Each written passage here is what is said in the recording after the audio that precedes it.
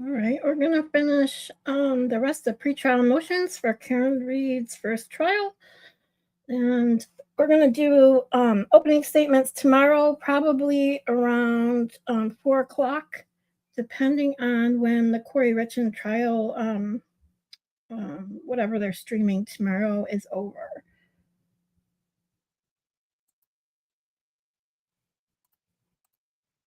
From the public is warranted.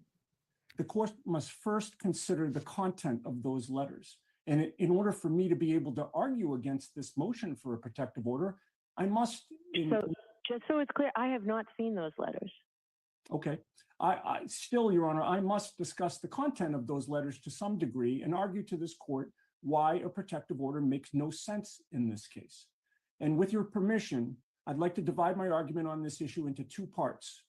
First, I will argue to the court that the Commonwealth has not met the legal standard necessary for the issuance of a protective order. And second, I will argue to the court that a protective order will accomplish nothing in this case because the content. All right, so which part do you need to reference the letters? Because I'm going to need to read them before you reference them.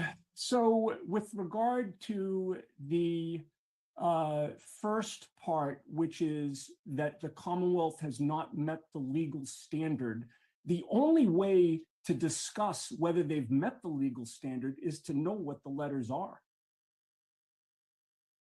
And just right. So I need them. I don't have them, and so you would be arguing the content of the letters in the first part. All right. How about the second part of your argument? Would you be arguing them as well? Nobody provided them to me. Well, this is the Commonwealth's motion, Your Honor.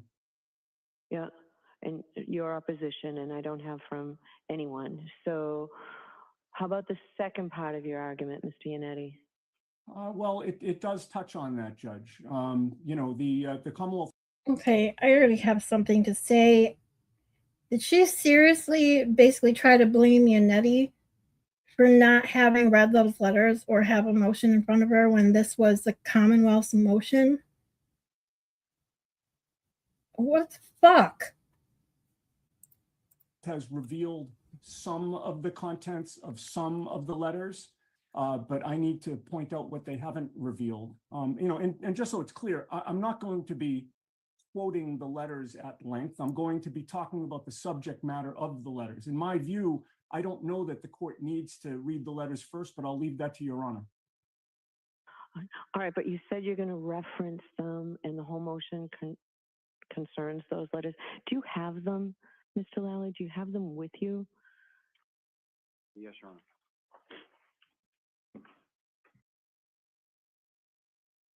If you're just going to, in general terms, just give me a couple of minutes now to just look through them, Mr. Yannetti. That's fine, Your Honor.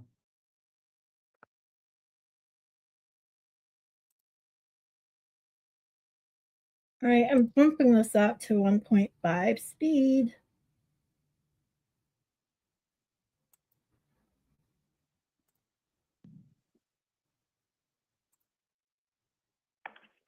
Thank you.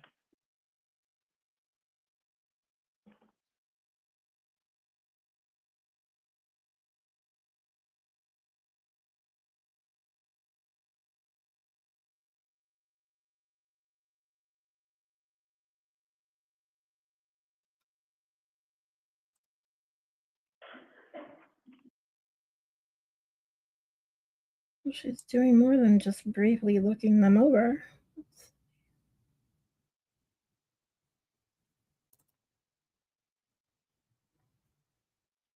So, Mr. Yannetti, so far there's one letter that I'm going to need more time on. It's a letter dated May 18th, 2023. The other so far I'm prepared to let you argue in general terms. With regard to that May 18th letter, Your Honor, that is not one that I will be quoting. Okay, that's why I brought it up. Right. Okay, so Why I responded.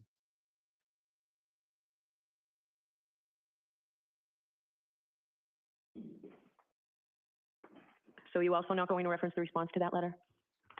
June 1st? Correct. Yes. Yeah, those deal with the Office of Professional Responsibility. Okay, I just have two more to just quickly take a look at. Sure.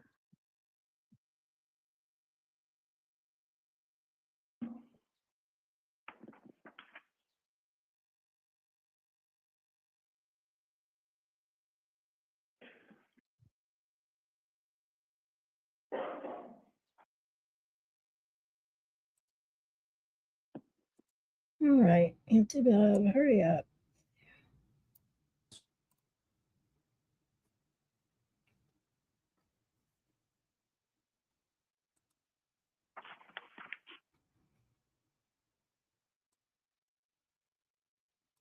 Not going to allow you to reference that right now? Your Honor, if I may, the letter may be visible on the Zoom screen. I've got the, Just when you're holding it, you can see see it. the light can see through it? Because I've got the print facing me. You could see a portion of the print, that's all, just from the Okay. angle. All right, thank you. All right, so with those parameters, Ms. Giannetti, I will let you reference the subject matter of the others. Okay, that's fine, Your Honor. So in terms of the two parts of my I argument. don't the first understand argument why that she the just Commonwealth has not- doesn't take the time, take a small recess, take the time to read the letters, and let him argue his arguments. Why does she dictate these? That it's okay to argue in general? Then she's like cutting him off at the knees, in my opinion. Seriously. I think it would take her longer to do what she just did, make him argue in generalizations, instead of just going back, reading the letters, and coming back and hearing just a full argument that he's already prepared. Met the legal standard that is necessary for the issuance of a protective order. The second part, I will argue to the court that a protective order will accomplish nothing in this case because the contents of those letters will be revealed in full during oral argument before the public on the motion for sanctions that we filed immediately after our last court appearance. So first, Your Honor, I urge this court to deny the Commonwealth's motion for a protective order because they have not met the necessary legal standard. In their motion, the Commonwealth cited Mass General Laws, Chapter 4 and 27D, which stands for the proposition that interagency memoranda or letters relating to policy positions being developed by an agency should not be considered public records. An agency's discussion of policy positions is akin to an attorney's discussion of trial strategy. It's not work, it's work product, it's not discoverable, and it's not a public record. But that is not what we have here. The 8 letters that have been provided do not discuss at all policy positions being developed by any agency. To the contrary, these letters fall into 3 categories. Category 1 are 3 letters consisting of a back and forth between the Norfolk County District Attorney's Office and the U.S. Attorney's Office for the District of Massachusetts regarding whether the U.S. Attorney would release any information to the DA about their investigation. Category 2 are 4 letters back and forth between the Norfolk DA and other agencies, wherein the Norfolk DA is complaining about the fact that they're being investigated and asking for the U.S. Attorney to be taken off that federal investigation. And finally, category 3 is 1 letter from DA Morrissey to the new special agent in charge of the FBI asking him to have his agents speak to the state police who are under DA Morrissey. Hey, lovely lad. Thank you for saying that in the chat. Hit the like button. I don't see, that's not something I remember to do. But you'll have to teach me to remember to say that. Please like, subscribe, and share. As you can see, I'm trying to hit 1,000 subscribers. I think I'm at currently 59. So yeah, let's get up there. Thanks for coming. We're going to get through these last couple pretrial motions. I think there are 3 left. And then if these are short, this one doesn't seem as long as I thought it was going to be because it was her going over the letter in silence. So we may get to opening statements. Morrissey's command. To be clear, there is no confidential grand jury information in those letters. There are no records, orders, and subpoenas relating to any grand jury that should be kept under seal. There are no policy positions being developed or discussed. There is nothing in those motions that's the proper subject of a protective order. And I suspect that is why the U.S. Attorney has no objection to those letters being revealed to the public. That should end this court's inquiry. The Commonwealth has not met the legal standard necessary for the issuance of a protective order, and this issue should be put to bed. The letters are not the subject, not the proper subject of a protective order. They should be unsealed forthwith. But assume for a moment that this court decided otherwise and issued the protective order sought by the Commonwealth. I ask this court, what good would that do? How effective would that be? The answer is, it would not be effective at all. And in many ways, it would be meaningless. I say that, Your Honor, with no disrespect intended. I say that because that's the reality of this situation. Immediately after our last court appearance, as I promised when I last addressed this court, we filed a motion for sanctions against District Attorney Morrissey, including a request that his office be disqualified from continuing to prosecute this case. I expect that motion will be heard on our next court date. And I ask this court to consider what that hearing will look like. That hearing will prominently feature the contents of all of the 8 letters that are at issue here today. The specific content of those letters is one of the grounds that gave rise to our motion for sanctions in the first place. In fact, our motion for sanctions liberally quotes from those letters. And I assume that that is the reason that our motion for sanctions is currently impounded by this court as well. But it is clear from those letters that District Attorney Morrissey is well aware that he's the target of a federal investigation as a result of his conduct in this case. Those letters prove that he knew that, even before the U.S. attorney ever confirmed that there even was an investigation. And Your Honor, on that score, something very important has come to light just yesterday Yeah, we that do. directly bears on this issue. The Norfolk DA's office and the Karen Reed defense team participated in a conference call yesterday with a representative from the U.S. Yannetti, Attorney's office. especially, I The think. U.S. attorney confirmed during that conference call, confirmed for both parties, that not only has there been a federal investigation of this case, but it is ongoing. It's not over. It continues. The DA had this confirmed. Yeah, I don't know just if you, I yesterday, don't think you were right here from the other day or Washington. you weren't chatting That anyway. means, Your Honor, District Attorney The last Morrissey one we is also watched the target was of the federal the investigation. motion about how Morrissey and his stinking biased ass statement, calling the McAlberts only witnesses, and we're spreading a false narrative, and oh my God. You know what? Maybe we'll watch that real quick since we're going over it. This motion is regarding those letters, regarding the Morrissey statement. Let me pull it up because I'd like to reference it and watch it again. Hold on.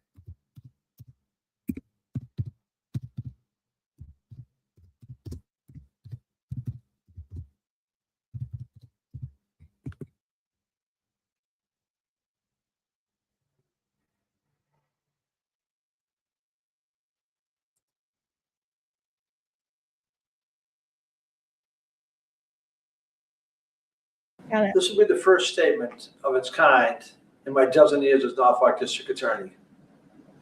The harassment of witnesses in the murder prosecution of Karen Reed is absolutely baseless.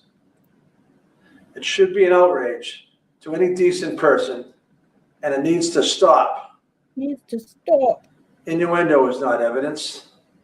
False narratives are not evidence. Right, Morrissey, you should take your own words inward and look what you did to Karen Reed. Fucking hypocrite. However, what evidence does show is that John O'Keefe never entered the home at 34 Fairview Road in Canton the night he died. Location data from his phone, recovered from the lawn beneath his body when he was transported to the hospital, shows that his phone did not enter that home. 11 people have given statements that they did not see John O'Keefe enter. No, that's not what it shows. So we're going to go over everything right now because this statement, I've seen it several times and it pisses me off. It does not show that. Your own Commonwealth witness said he was somewhere inside that circle. Not to mention his health data shows that he took steps. Don't you tell me that it proves he wasn't in the house. Bullshit. The home at 34 Fairview that night. 0 people have said that they saw him enter the home. 0. No one. Oh, and people don't lie, right? Okay. Some have, without any evidence, pointed to 18-year-old Colin Albert, a nephew of the homeowner, and accused him of attacking John O'Keefe as he entered the home. But phone evidence shows O'Keefe never entered the home at all. Again, wrong. Wrong. And you guys all accused Karen Reed without any evidence, so what the fuck is the difference? His age?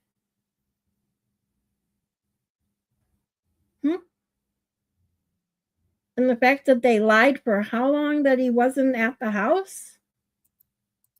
Testimony from witnesses tell us that 18-year-old Colin Albert had left his uncle's home before John O'Keefe and Karen Reed had arrived outside the residence. There was no fight inside that home. John O'Keefe did not enter the home. Colin Albert, the young man being vilified, was not present when Reed's vehicle and John O'Keefe arrived on the street. This is a false narrative.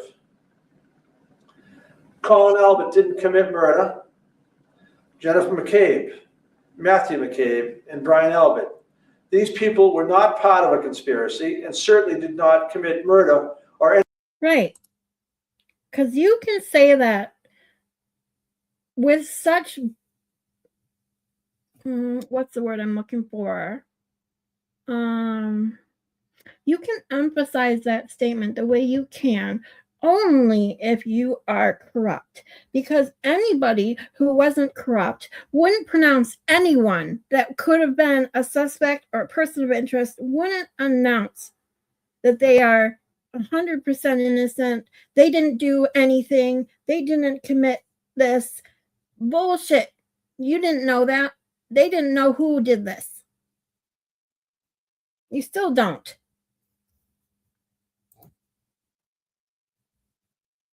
They just wanted to pin it on the girl. Any crime that night. They have been forthcoming with authority, providing statements, and have not engaged in any cover-up. They are not suspects in any crime. They are merely witnesses in the case. To have them accused of murder is outrageous. To have them harassed and intimidated based on false narratives and accusations is wrong. They are witnesses doing what our justice system asks of them. The autopsy of John O'Keefe was conducted by a forensic pathologist from the Office of the Chief Medical Examiner. The doctor found that the injuries that left John helpless in the cold were not a result of a fight. She further found that the line of abrasions on his arm was consistent with blunt trauma, not an animal attack. If I remember correctly, that's not what she said. She said she didn't know. She could not come to a conclusion about almost anything.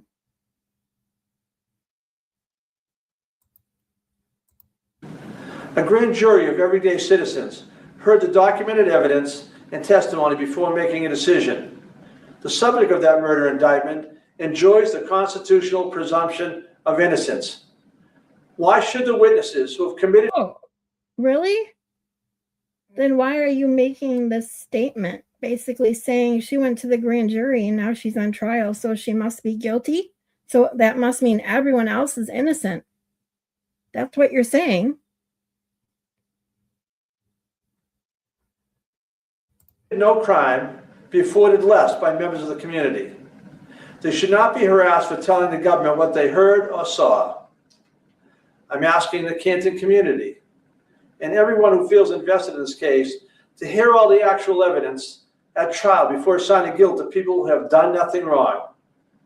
And certainly before taking You just said it. Wait to see the evidence at trial.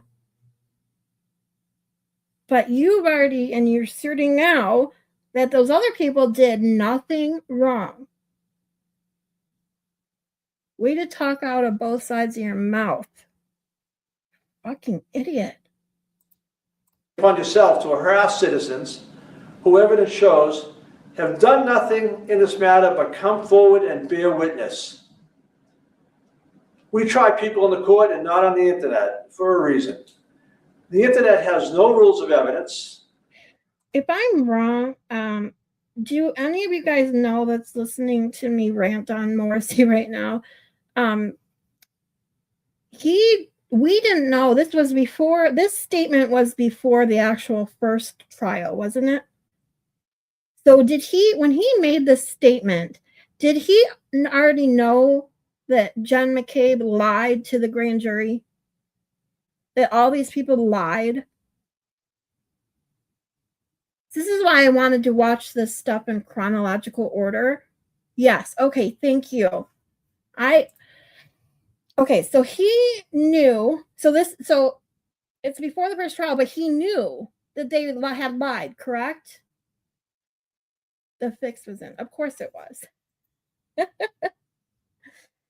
So this asshole has the nerve to go on the news, live TV, whatever this was, and make a statement that they were completely innocent, knowing the fact that they committed perjury.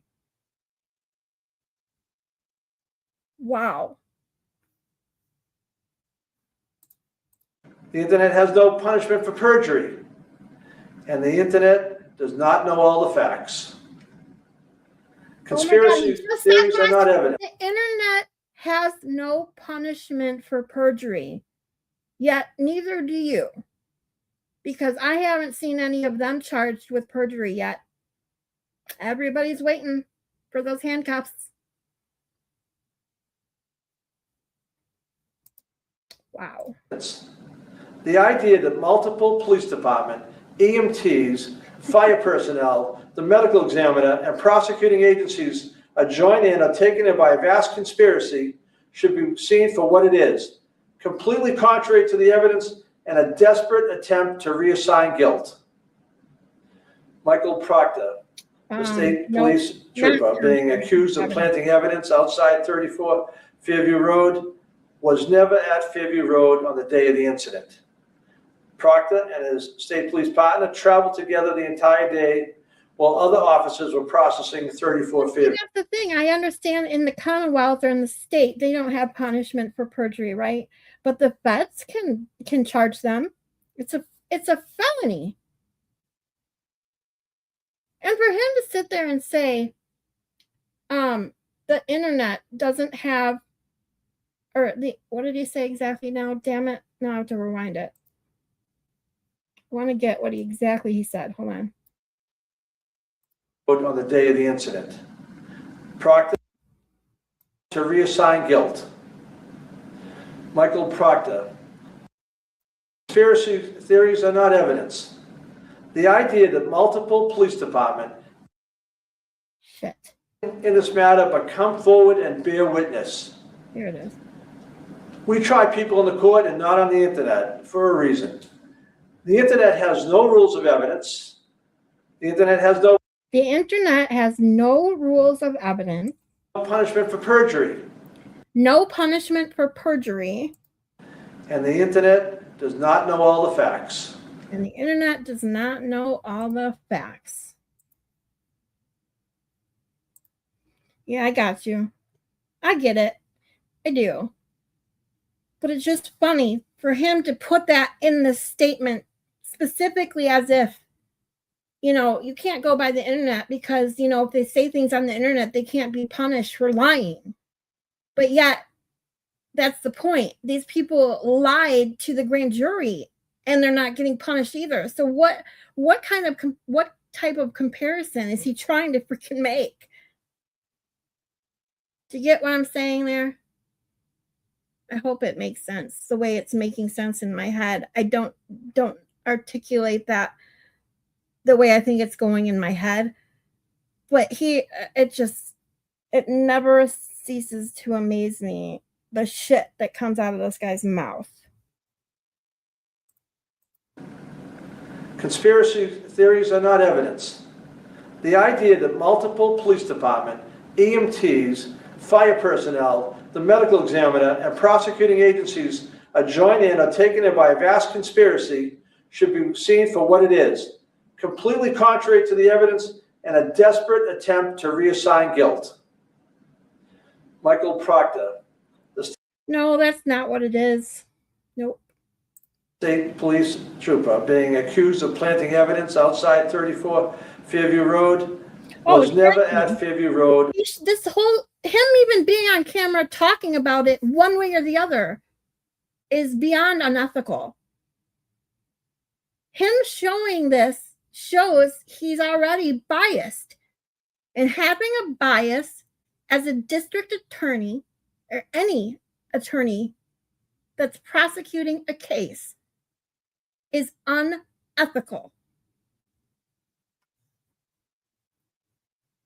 Exactly right. On the day of the incident.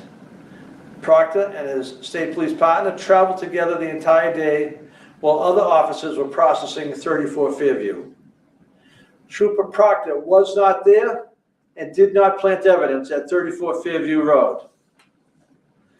In addition to having no opportunity to plant the evidence, as has been suggested, Proctor would have no motive to do so.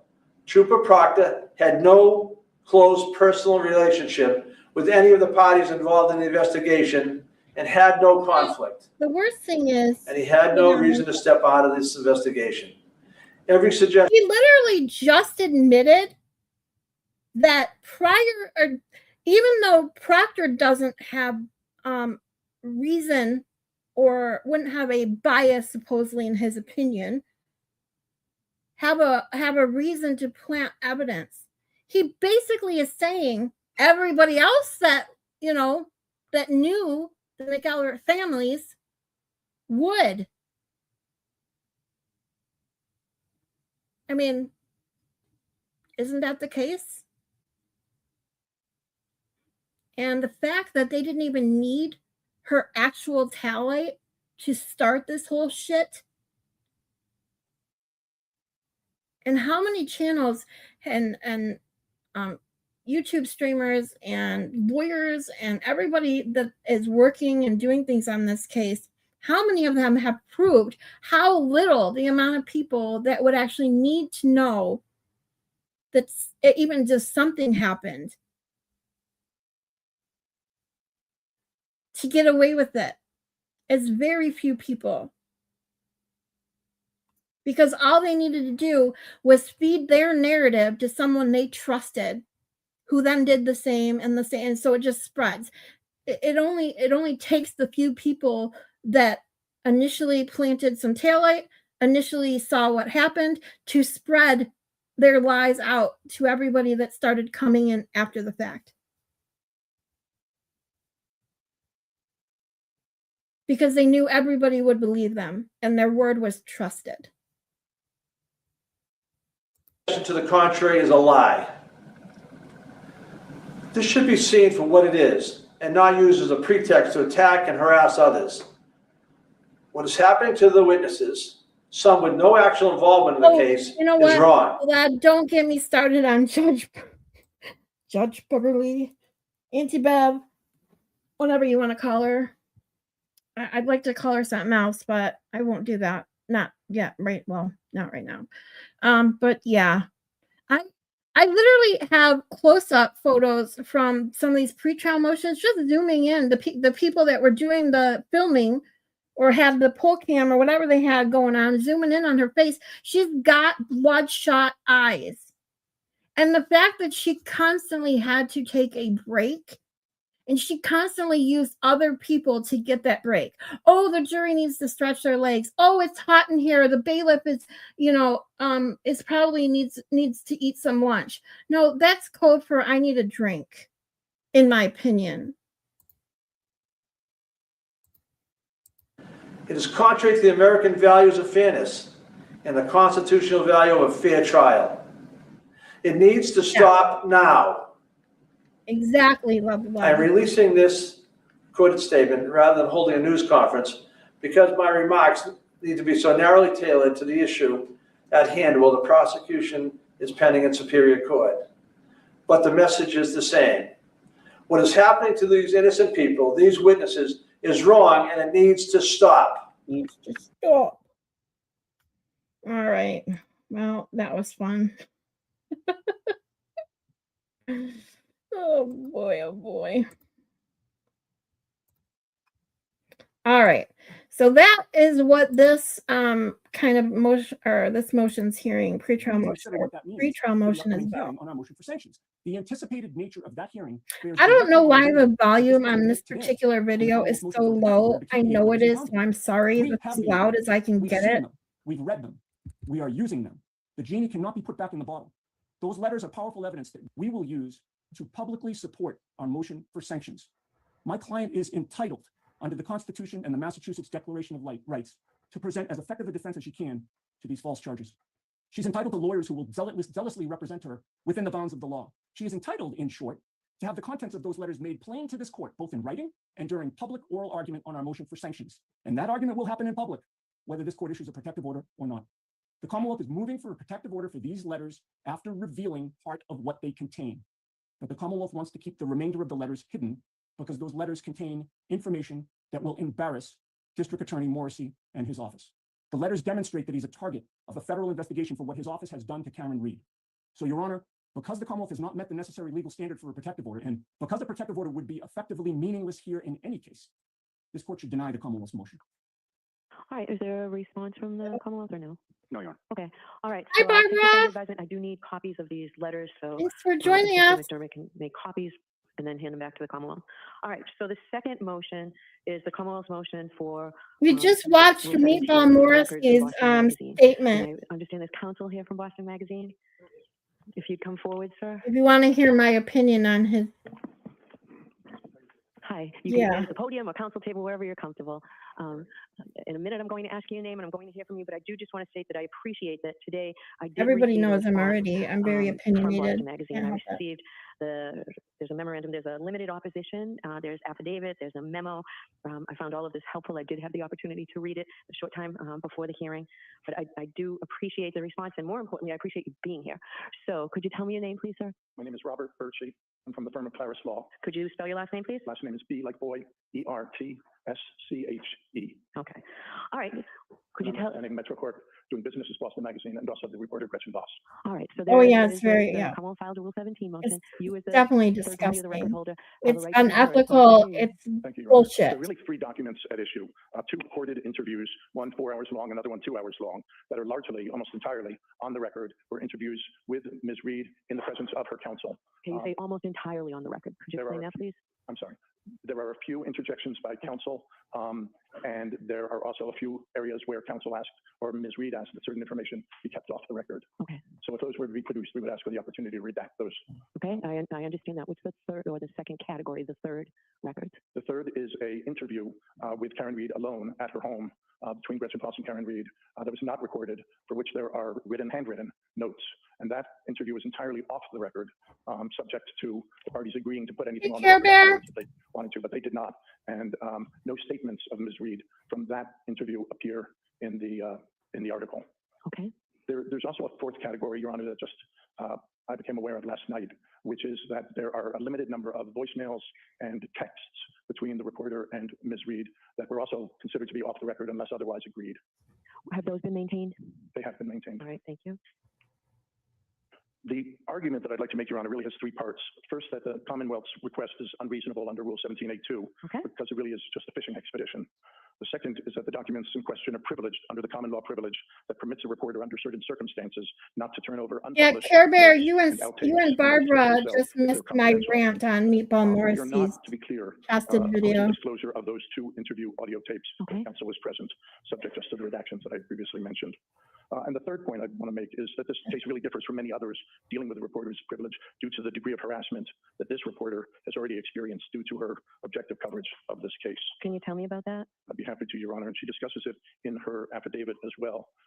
She has received emails, she boy. has received voicemails, You know, she has received threats to it's herself and funny to her you say children. that. She has The place I lived before, where I live now, I didn't have a washer and dryer, and I had to go to the laundromat at least once a week, you know. And I'll tell you, some of them, I used to start going late at night because I couldn't take not only how just crowded it is. I've always been that way. I have anxiety, social anxiety, and I don't mind being around people. That's not my problem. It's the chaosness of being around too many people, like shopping around the holidays when you have too many people going all different ways. Like I can go to like a hockey game or a football game because everyone's going in and then everyone's going out. But when you're shopping or like at a very busy laundromat, and you have all those people and people are coming in, out, going every which way. Oh my God, it raises my heart rate so bad. But because the people, sometimes I'll be honest, some really shady people hang out at laundromats. Yeah, depending on where the laundromat is. Yeah. Okay, you get it. Okay, you get what I get. Yeah. So I'm so thankful I have a washer and dryer now. Inappropriate, shall we say, texts with photographs that have been altered. Have these been to her private accounts or her professional? To her private accounts, I believe, yes. Okay. And and she says, that she's never experienced in her 25 years of reporting anything like this before. So if Your Honor is all right, I'd like to proceed to the Rule 17A2 argument. Yes, please. Rule 17A2, as Your Honor well knows, is not supposed to be a discovery tool. It's supposed to be a tool for bringing materials before the court prior to trial for the ease of trial administration. Here, the Commonwealth already has a lot. They've got a long, detailed article setting out, among other things, many statements of the defendant about the facts of this case. And the Commonwealth has said that it plans to introduce those statements and records at trial. But their argument for more is simply that the article is such a goldmine, there must be more. And that's unlikely, first of all. The article set out the positions of both sides in a very comprehensive and balanced way. What's a You can be maxi sure that mat? Karen Reed had confessed in her interview with Richard Voss that Sorry, now I'm curious. Dallas, I used to go to the Mexi mat. I was the only person who spoke English in the whole building. What is I'm assuming a laundromat? Oh, a Joe. Oh, okay. Sorry. That went right over my head. Sorry. Oh, no. I get it now. Sorry about that. You know, sometimes my brain goes, what? But one of my best friends lives just outside Houston, so I get it. I have machines, but the hubby has taken his sweet ass time situating the spit in the basement for them. Our full bath is halfway redone too and put on hold. My house is it's fun right now. Oh, well, that's right. I forgot you were doing all that remodeling. Oh, good. Yeah, that's not fun, especially when you you have to shut off the water and then, oh my God, so sorry. Dallas jokes, yeah. Never been there. I've only been to just outside Dallas. Sorry, I said Dallas. We're just talking about Dallas. I just been outside Houston. Although when I go down to Houston to visit my friend, I drive through Texas. So I've been through a lot of Texas. So, but I've never visited any real city besides stopping for gas. would have made it into the article. This is a fishing expedition because, as this court has already noted in this case, Rule 17 is not supposed to permit a general fishing expedition for evidence not yet obtained. And the extra that the Commonwealth asserts might be found really isn't very applicable. They talk about nonverbal conduct. Well, we're not going to see nonverbal conduct in an audio tape, body language, physical reaction to a question. The same thing, these being only audio tapes, I won't reveal that. And there are further arguments about Rule 17A2 in my papers. With respect to privilege, as far back as 1971, the Supreme Judicial Court said that a court has discretion to prevent excessive or unnecessary interference with the legitimate interests of witnesses, including by too abroad of subpoenas. And that was in Reed Pappas case, 358 Mass 613, the case that ultimately, when it went to the Supreme Court, became Brandsburg v. Hayes. Now, before the court has discretion to prevent excessive or unnecessary interference with the legitimate interests of witnesses by too broad subpoenas, that's stated in Pappas. And the court may take into account all pertinent circumstances affecting the propriety, purposes, and scope of the inquiry and the pertinence of the probable testimony of the particular witness. And in particular, the Pappas court said it may be argued that use of newsmen as witnesses is likely to result in unnecessary or burdensome or gratuitous use of their work product, where the testimony of police or other witnesses would suffice. This, if shown, a presiding judge may consider in his or her discretion. Underscoring that point, when the U.S. Supreme Court affirmed Pappas, it did so, quote, subject, of course, to the supervision of the presiding judge as to the propriety, purposes, and scope of the grand jury inquiry and the pertinence of the probable testimony. In fact, in Brandsburg v. Hayes, the Supreme Court made a majority opinion, but it depended on to make a majority, it depended on the concurring opinion of Justice Powell, who wrote, if the news person is called upon to give information bearing only a remote and tenuous relationship to the subject of the investigation, or if the news person has some other reason to believe that his testimony implicates confidential relationships without a legitimate need, he will have access to the court on a motion to quash, and an appropriate protective order may be issued. There is no law that subjects the editorial process to private or official examination merely to satisfy curiosity or to serve some general end, such as the public interest. Now, since then, as the case law has developed, in 1980, in the case in the matter of Walter F. Roach, the Supreme Judicial Court stated that a judge. All right, guys, you have to tell me, what is the Riverwalk? Now I'm curious.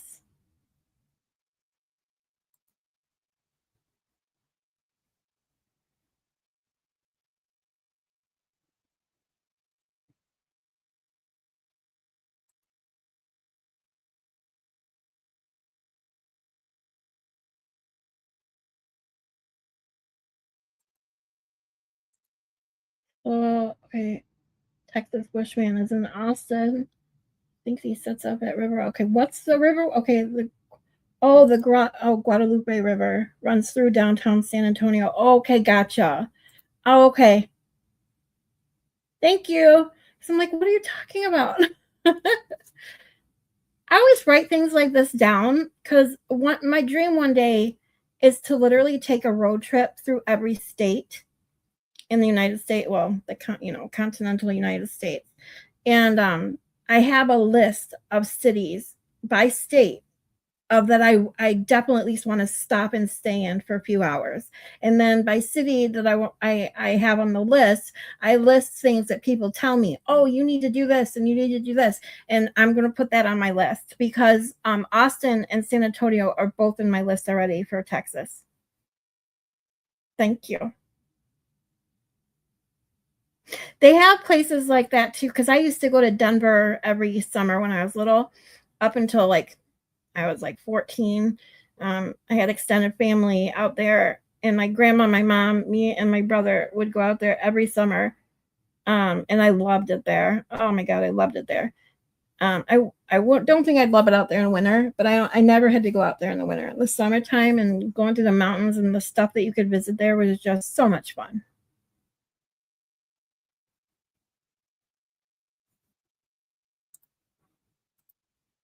Is obliged to consider the effect of compelled disclosure on values that underlie the First Amendment and Article 16 when considering a request to compel information from a reporter or a news organization.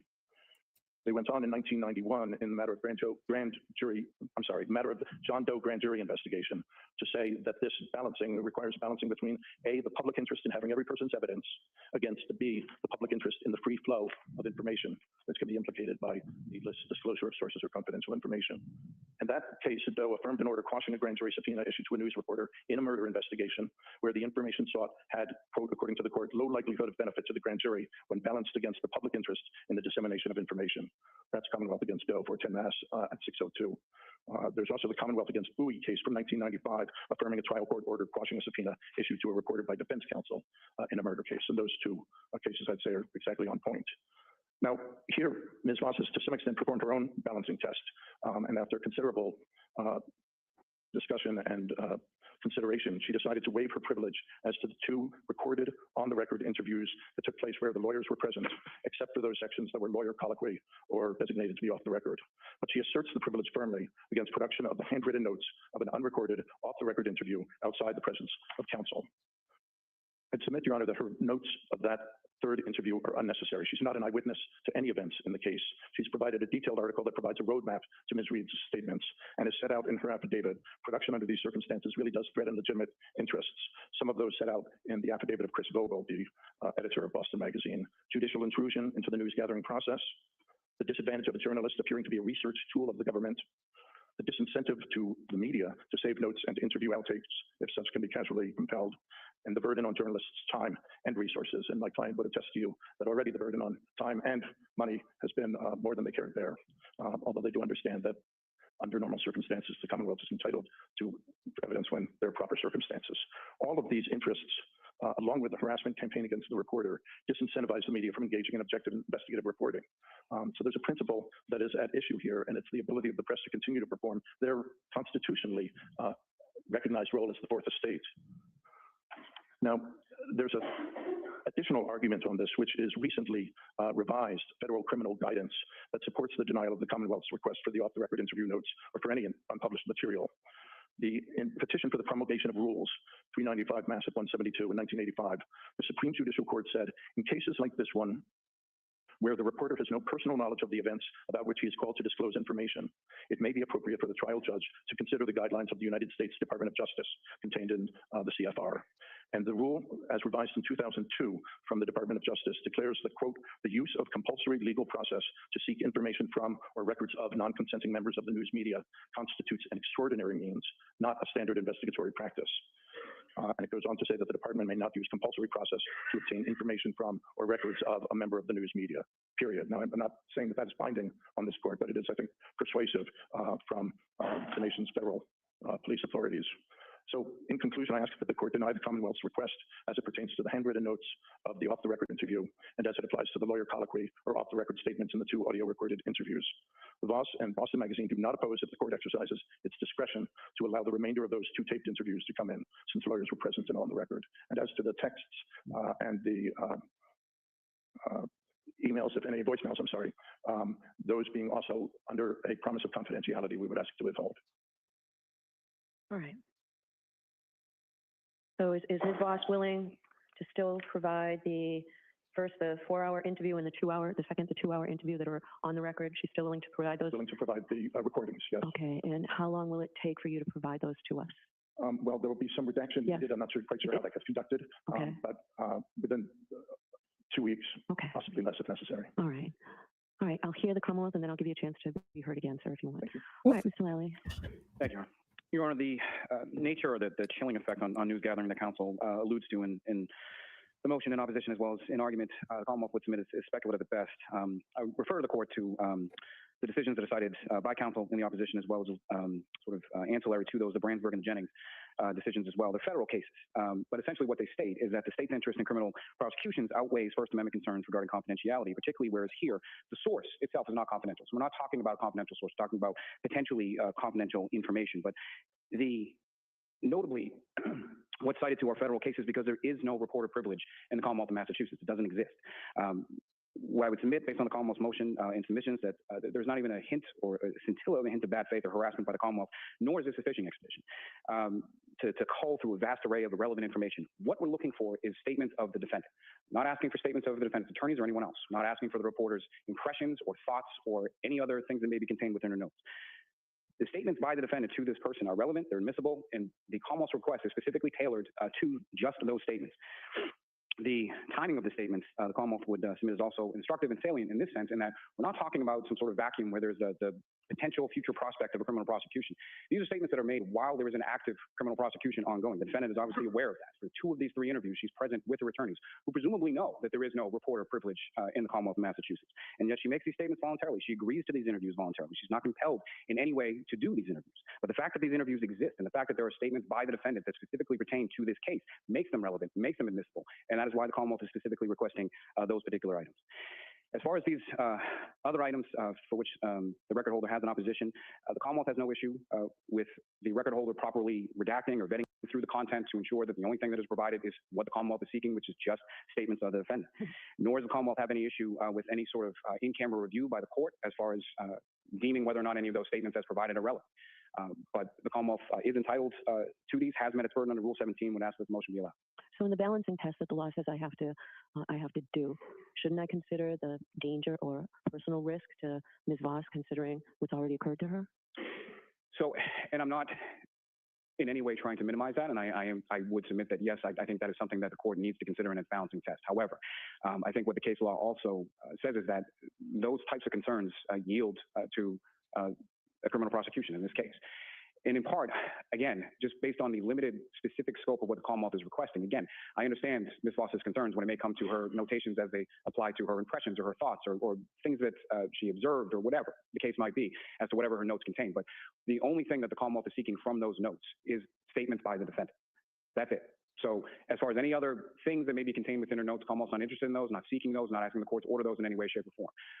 And again, as it pertains to any of those items, the Commonwealth would suggest that in this case, I think an in-camera review by the court would be appropriate based on whatever is submitted, particularly as it pertains to that. I don't think there's that much of a concern, and there's no real objection that I can surmise as to the first 2 recorded interviews. But as it pertains to the notes, I think an in-camera review would be appropriate. What do you say about that, Mr. Burson? A couple of things, Your Honor, very briefly. Sure. I'm not sure that the Commonwealth heard what I said because Ms. Voss does not oppose the release of the 2 interviews, save the off-the-record portions of the lawyer. I think he's talking about the 3rd interview. Yes, but I'd also refer to any part of the first 2 interviews deemed off the record that would contain any statements by the defendant. So I don't know what the off-the-record portions contain, but if they contain statements by the defendant, the Commonwealth would be seeking those as well. Well, that gets to the next point, really, the distinction between confidential sources and confidential information. And I'd submit that that's a distinction without a difference. The same. But is there any case law that supports that? I don't have it at the top of my head, Your Honor, but I do believe. Please feel free to provide it. All right. Hey, Bean. Finally, I want to make clear the Boston Magazine and Ms. Voss are not arguing that. Thanks for joining us. In fact, I appreciate the way in which they narrowly put their subpoena in terms of only wanting statements of Ms. Reed and not. Oh my God, Barbara, I'm so sorry. Other things. I do take issue with the notion that Massachusetts law doesn't recognize the common law privilege. They do. You missed the fun part of my lovely rant against Meatball Morrissey 30 minutes ago. And saying that the judge has a duty in the civil side to enforce Rule 26C with particular rigor and on the criminal side as well. The question of harassment comes up as part of that test. And it's true. We're not saying that the Commonwealth has harassed Right. Ms. Voss, but she has, in the unique circumstances of this case, suffered and will continue to suffer harassment to the extent that her role becomes large. And ultimately, Your Honor, there's a lot there. And we're not saying the Commonwealth is overreaching, and we're not saying that the Commonwealth is in bad faith, but we are saying that the Commonwealth is asking for too much. Okay. Thank you very much. So you say it'll take you 2 weeks to get those first two redacted and Oh, sent in. jeez. And if you want to respond with at least that case, so I'll take 2 weeks then to decide this. So the Sorry sooner you get about the that. information you wanna get me, That wasn't I am fun, I'm concerned about the sure. safety of the reporter. She shouldn't have to suffer harassment or any danger as a result of this. Of course not, Your Honor. All right. Council, is February 1st, which is 2 weeks from today, is that doable? That's doable. Okay. All right. Did they thank give you a good So, pat Ms. down Leonetti, at we need to get a TSA? date for the remaining two motions that were filed by the defendant, the motion to dismiss and the motion to disqualify the district attorney's office and sanctions. All right, so as you probably know, we're in the middle of a trial that's going to go a few weeks.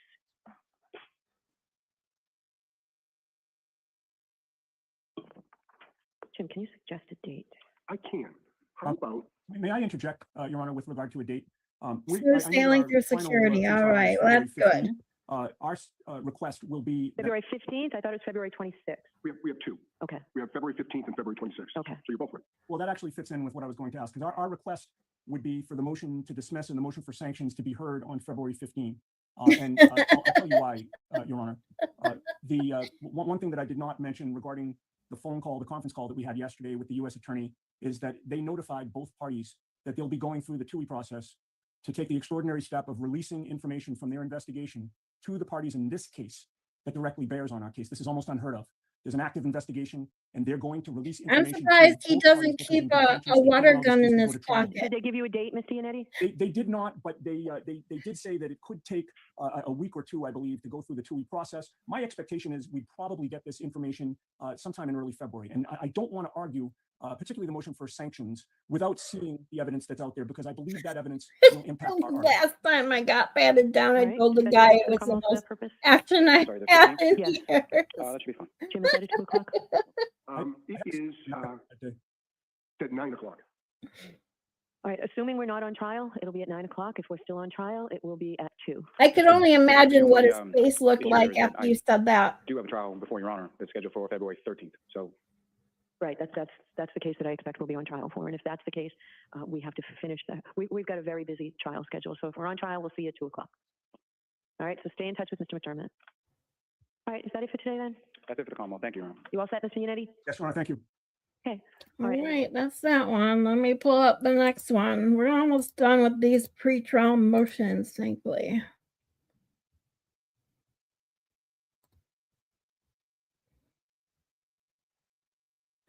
What I'm excited about too is that have you guys watched the video? Oops, hold on. I do appreciate that you put right in your Damn it. motion that Have you guys watched the video with Plebin and Loophole and Sam Beningo? I made one short, but I have others because I have clips of Plebin totally contradicting himself, and then him swearing up and down that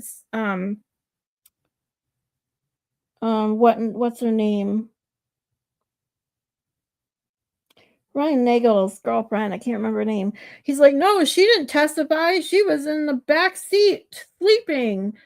Like, no, she wasn't. She testified in both trials. And Plebin's like, no, she didn't testify in the first trial. No. And I'm literally kept going back to that. I've made one video. It's in my short. I have other ones I'm working on because they go along with the whole group thinking that I have going. But that video cracks me up because Plebin, who wrote a book, which I keep going back and forth whether it would actually be interesting to read or not. But him to admit then after, oh, well, I was in and out of the hospital, and so maybe I missed that part or this and that. How do you miss parts of the trial and then go write a book about it and be so adamant about it? Like, he literally is like, oh, well, it's indisputable evidence that she's guilty. And yet, every question that Sam and Loophole had for him, his answer was, well, I don't know. I don't know. Well, they couldn't really prove that. Well, we don't know that. But how is that indisputable evidence when your answers are constantly, I don't know? So ridiculous. Oh, you have not seen it? Oh my God, you have to go see it. It's freaking hilarious. It's on Sam Beningo's page. It's from like, I don't know, like a week and a half ago, maybe. They sit down because they wanted to have someone on that wouldn't resort to fighting and name calling, but from the anti-Karen Read side, so that they could debate each other. And because, you know, both of them like examine this case from every single angle.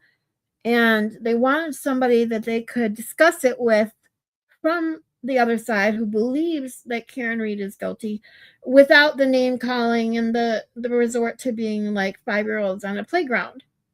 But like, he literally proved the point of everyone that's on the anti-Karen Read side.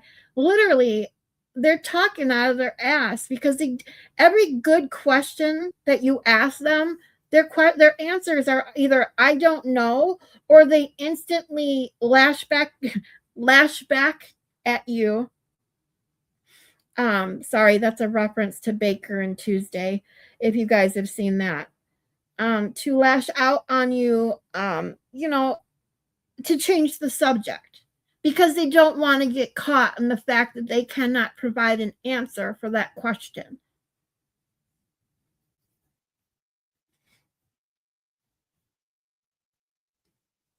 Oh, Baker read the book? I'll have to go back and see if he did a video on it, or maybe I'll message him in the Discord and ask him with what I'm doing if he thinks it's worth a read. Yeah, I Don't Belong Here. Yes. Sorry. Yes, it's a I Don't Belong Here show. Yep. Oh, there you go. Thanks, Maylin. Perfect. Yeah, you'll get a kick out of it. It's funny. It's almost sad funny to listen to him answer the stuff they ask him and how adamant he is that she's guilty.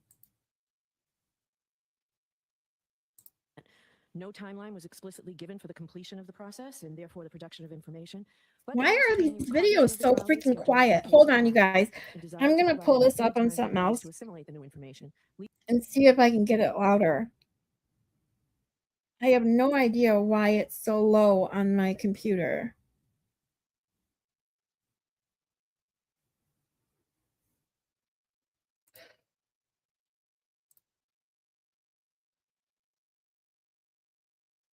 Bear with me one moment.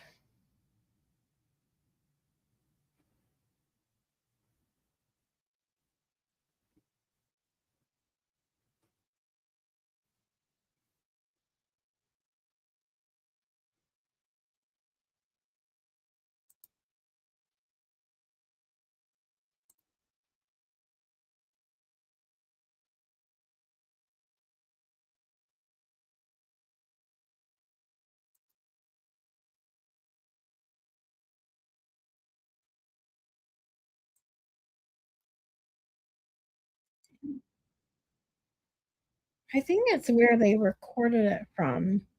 This YouTube channel that.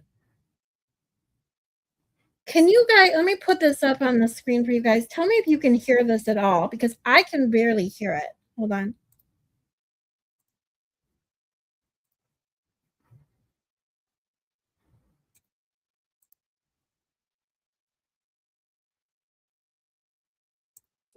On the protective order. Second, we expect that this could happen as soon as tomorrow. Now, this is an email that we're receiving last night. Right, you said that. They said, but he said in parentheses, again, assuming a quick turnaround of the protective order and Can you acknowledging hear claims this? on your part, speaking to the parties. Yep. In any event, and barring something unforeseen, we would characterize the disclosures as happening within a matter of days. Okay, great. Mr. Lally, I know you're on trial, but have you been able to hold up your end of this yet, or when will you be able to? I anticipate being able to respond in regard to there was some language as far as the protective order that the Commonwealth was concerned It's very about, low. given its obligations Okay. for public records requests. See, I'm as having well the as, same some problem. issues So in hold on. I'm regard going to try and find it somewhere else. when the finality of the proceedings may be.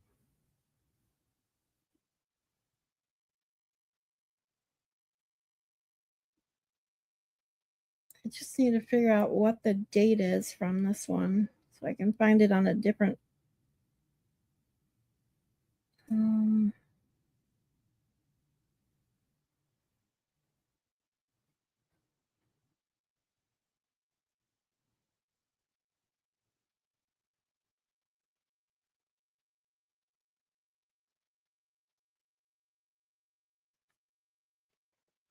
This is the motion to delay.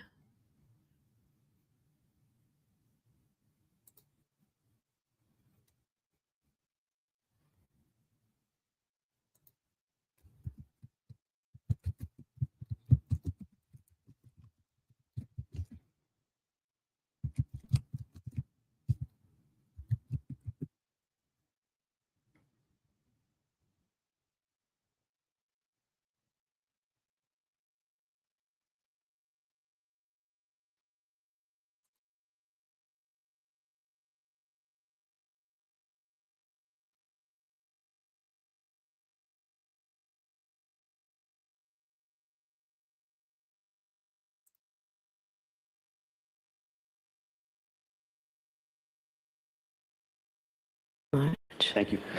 On behalf of Kevin Albert, present is Peter Paschuko, and on behalf of Brian Higgins is William Connolly. Great, thank you.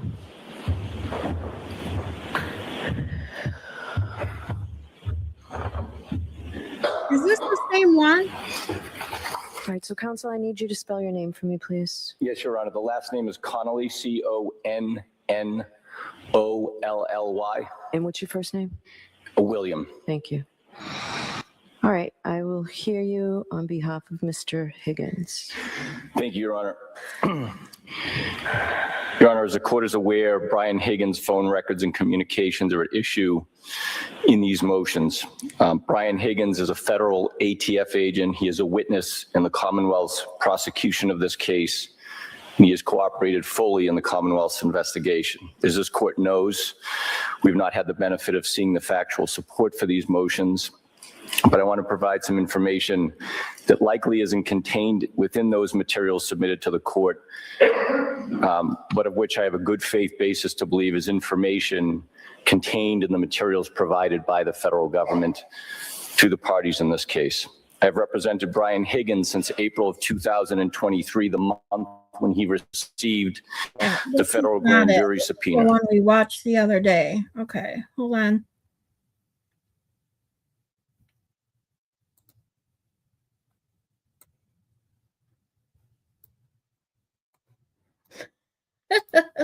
Sorry, I just saw your comment, Malin.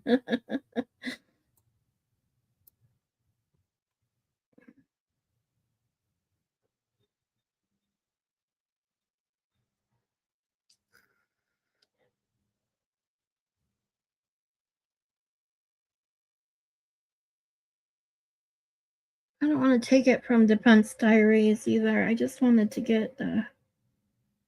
Oh, here. This is it, I think.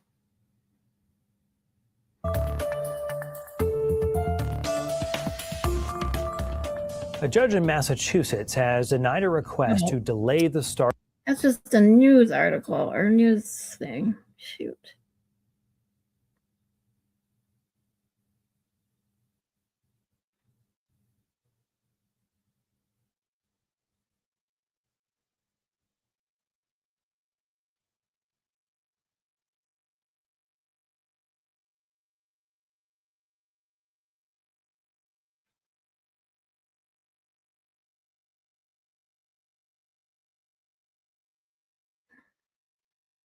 Well,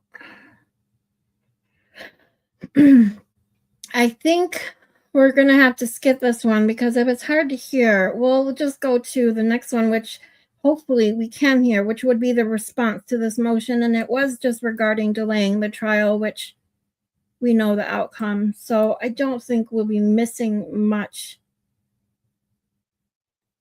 if we skip this one hearing.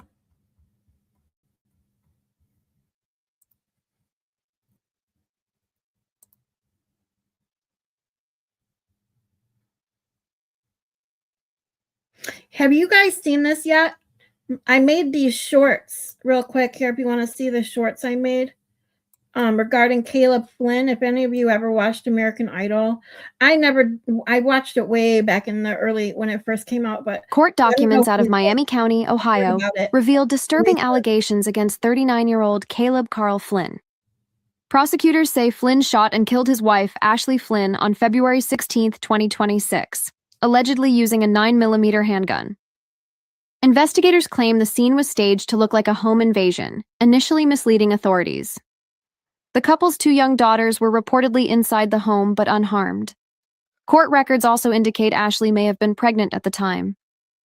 Flynn has pleaded not guilty. He's facing charges including murder, felonious assault, and tampering with evidence. Bond was set at $2 million. A preliminary hearing is scheduled for February 26th. Court documents out of Miami. That's so crazy.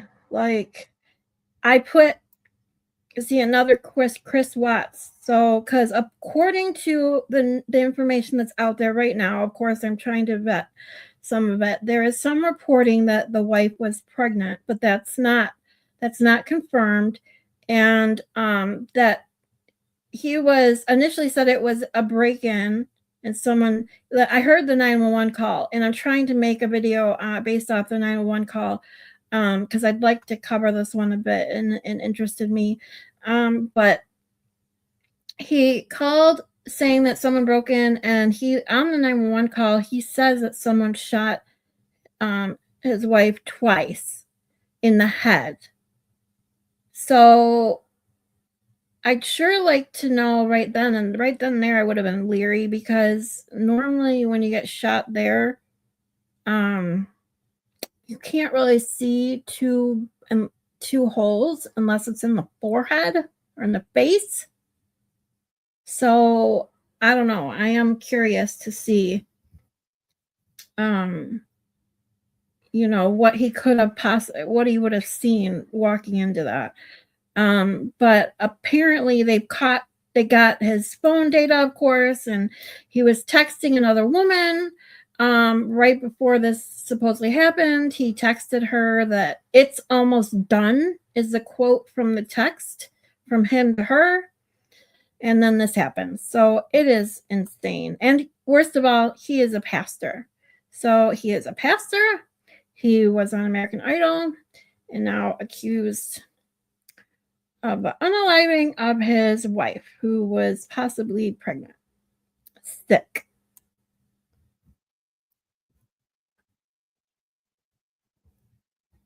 Your checking account. Sorry. Court documents out of Miami County.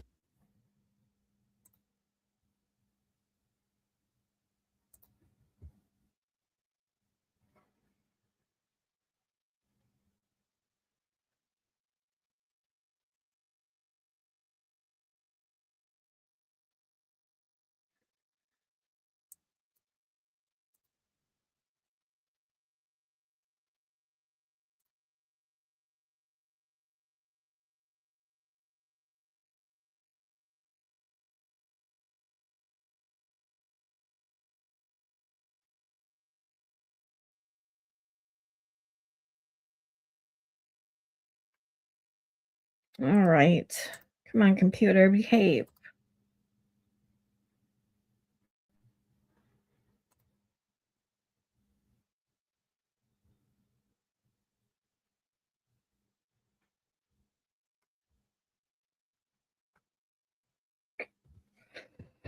All right, hold on. Sorry.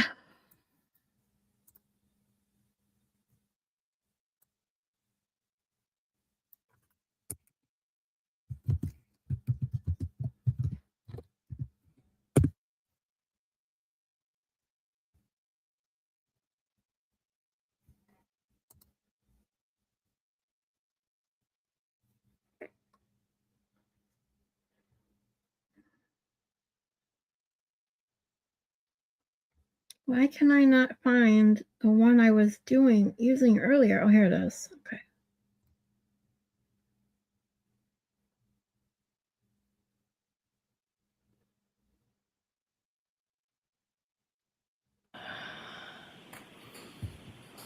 Number 28, Mr. Lally.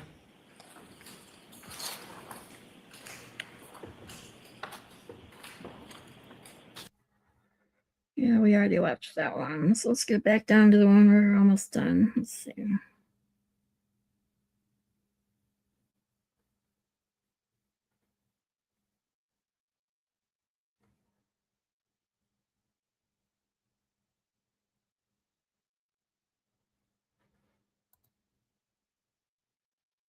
Give your attendance, you may be seated.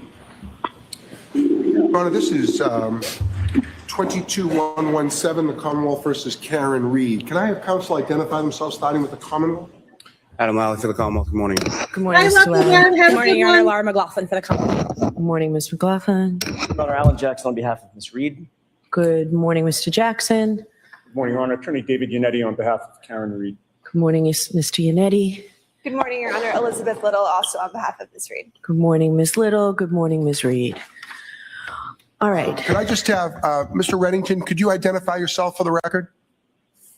Sure. Kevin Reddington, I represent Jennifer McCabe. Good morning, Mr. Reddington. I appreciate you joining us today. I know that you're out of the country. Thank you. All right. So we have 4 sets of motions. The first one that I would like to address. Free my boy Tidsy. Oh, What God. was Here that, we go Jim? again. I don't know what that was.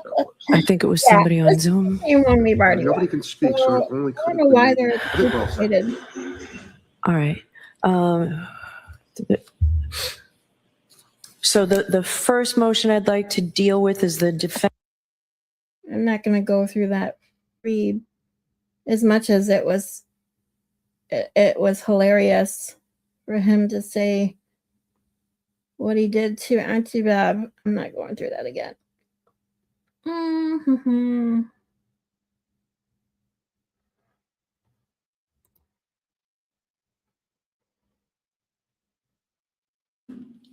Okay. It's so funny how they sniped that Zoom.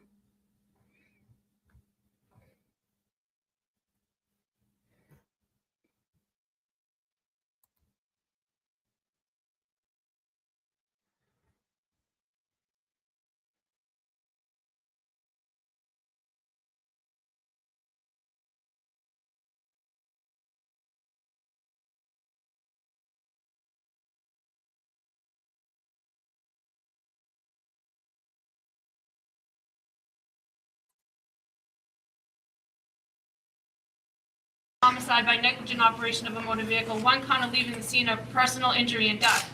These offenses taken place January 29, 2022 in the town of Canton. Good morning, ma'am. I'm advising you pursuant to Mass General Laws, Chapter 276, Section 58. Should you be charged with a crime or violate a release condition while this case is pending, you could be held in the House of Correction for up to 90 days without bail. Good morning, Mr. Yannetti. Good morning, Mr. Lally. Good morning, Your Honor. All right. Mr. Lally. Your Honor, with the court's permission, could I just pull the mask? Yes.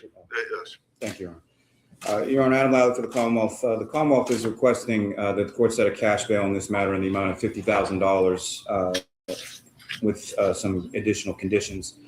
Those conditions being the bail warnings as just read by Your Honor to the defendant, as well as conditions that she stay away and have no contact with the deceased victim's family, that she stay away and have no contact with the deceased victim's residence, and that she be prohibited from operating a motor vehicle during the pendency of this case.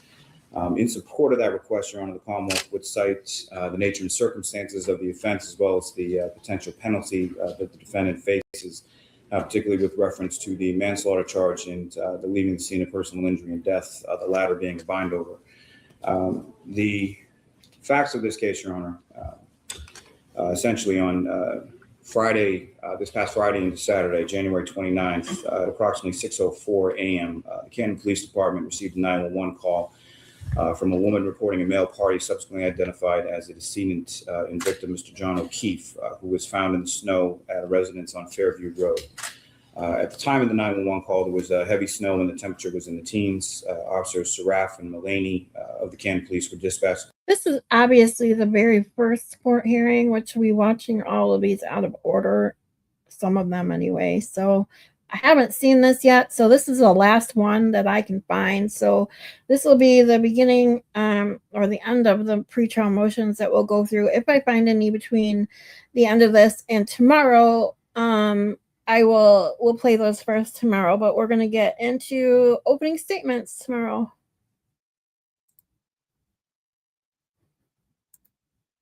The scene along with Canton Fire and EMS. Officer Saraf was the first to arrive on scene and observed 3 females waving at him. If you were standing on the roadway looking at the property, the 3 females were in the left corner of that property. Officer Saraf observed the victim lying on the ground as 2 of the females were performing CPR. The 3 females on scene were subsequently identified as the defendant before you, Ms.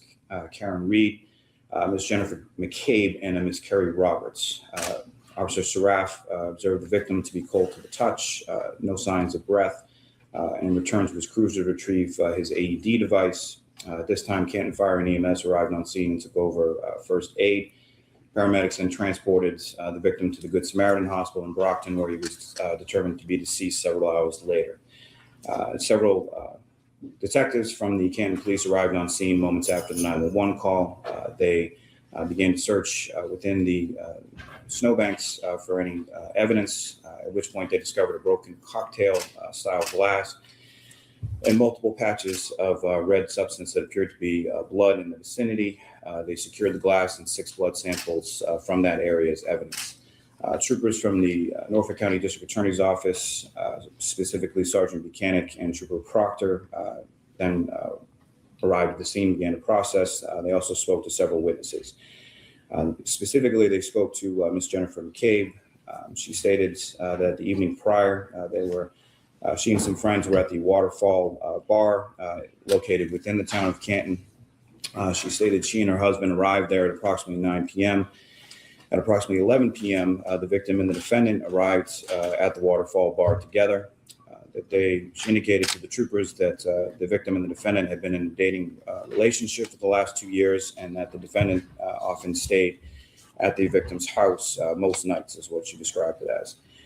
She observed the defendant walk into the bar holding a glass cup from C.F. McCarthy's, which is a bar located across the streets from the waterfall, with a clear liquid inside and what she believed to be a vodka soda drink. She observed the victim to be wearing a baseball hat, jeans, and sneakers. The victim and defendant had been at C.F. McCarthy's across the street before coming to the Waterfall Bar, as they stated.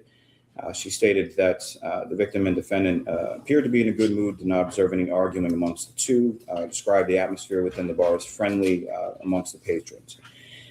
She indicated as the bar began to close down, everyone was invited back to that residence on Fairview Road. She observed the defendant and the victim leave the Waterfall Bar together.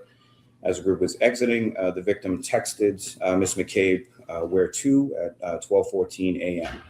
She replied with the address on Fairview Road. At 12:18, 4 minutes later, the victim called her to ask where specifically the house was located on Fairview Road.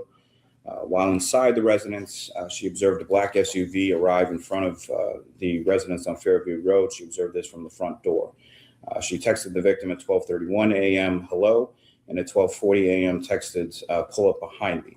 She then observed the black SUV move from the initial place the vehicle stopped on the street near the driveway and then proceeds to the left side of the property. At 12:45 a.m., she texted the victim hello again and then observed the black SUV drive away. She stated that they discovered the victim in the area where she last observed the SUV on the left side of the property as facing from the street. And at approximately 4:53 a.m., she received a phone call from the defendant looking for the victim.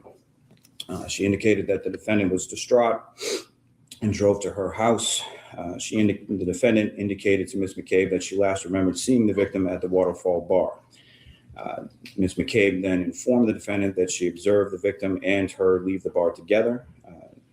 Ms. McCabe then drove the defendant's vehicle from her house back to the victim's because the defendant was too hysterical to drive and had the other friend, Ms. Kerry Roberts, follow them. While driving to the victim's house, The defendant stated to Ms. McCabe, "Could I have hit him? Did I hit him?" Ms. McCabe stated that the defendant told her about a cracked taillight on her vehicle. Once they arrived at the victim's home, the defendant had Ms. McCabe looked at that same cracked taillight. Ms. McCabe described the passenger side right rear taillight as cracked. They then both entered Ms. Roberts' vehicle to look for the victim. Okay, I already have an issue. I haven't seen this. And I have to say already, the very first thing I hear from all of this is no evidence. He's relying on Jennifer McCabe's testimony, which at this point is, did I hit him, not I hit him.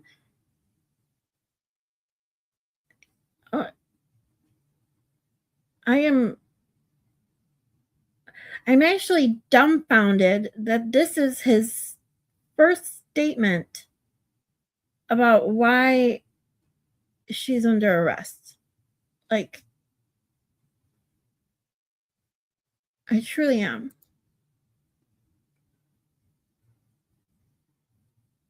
In the back as Ms. Roberts drove and Ms. McCabe was seated in the front passenger seat.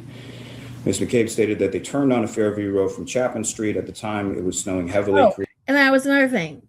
That he literally says the taillight is cracked.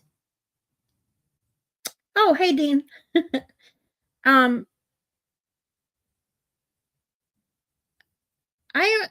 can't even put it into words right now because seriously, this is his first, like, I'm assuming this is his first, you know, statement that goes out to the public that is basically saying, using testimony or hearsay, whatever, from Jen McCabe about things she said and saying that, oh, the taillight is cracked, not pulverized into 40 some pieces or whatever they say later. And he literally just admitted right there that she said that Jen McCabe stated that Karen Reed said, did I hit him? Could I have hit him? All of these stories, as I know, I've seen clips from and things like that, that they have evolved, and obviously they've lied. It's been proven. But I mean, I've never seen this video. I've never seen this opening like public basically statement to the judge of why she was arrested and being charged with this crime. And I'm speechless. Like, that's what I can say. Poor visibility. Ms. McCabe stated that just prior to the residence on Fairview Road, there was a cluster of trees, and immediately the defendant stated that she saw the victim. Ms. McCabe and Ms. Roberts were not able to see the victim and were initially confused by the defendant's statement. Ms. McCabe stated that Ms. Roberts began wiping snow off of the victim as the defendant laid on top of him for warmth and then began CPR. The troopers then proceeded to the Good Samaritan Hospital to view the victim.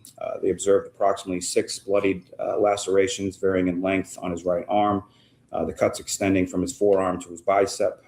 Both of the victim's eyes were swollen shut and black and blue. They observed a cut to the right eyelid area of the victim, observed his clothing to be blue jeans, an orange t-shirt, a long sleeve shirt, and boxer shorts that were saturated with blood and vomit. They observed one black Nike sneaker with a white Nike logo on the sides belonging to the victim.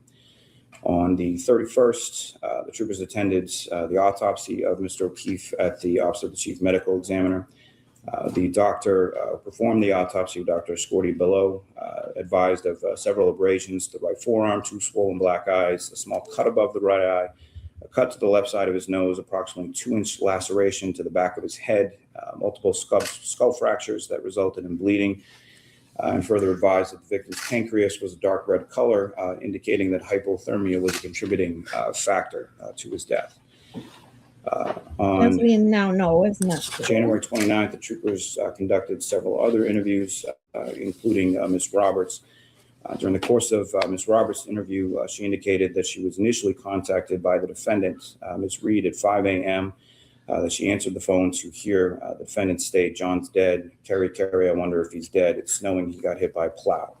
Hey, Maylin, thank you guys for being Troopers here. I also really on the appreciate it. 29th proceeded to the defendant's parents' home in Dayton, Massachusetts. I know where I'm they going to have at located, least the 2 or 3 more people involved here when we vehicle, start which is opening 2021 statements. black Lexus SUV. So, I wanted That to see vehicle the was pre-trial ultimately, motion seized just and because taken someone back to the recommended it Canton was Police good watching Department, where it was them. processed And by I various think it'll be factions good of for the me state that I've police. learned several things already in watching Their them. observations of that black SUV indicated a crack in the right rear taillight. They did speak with the defendant.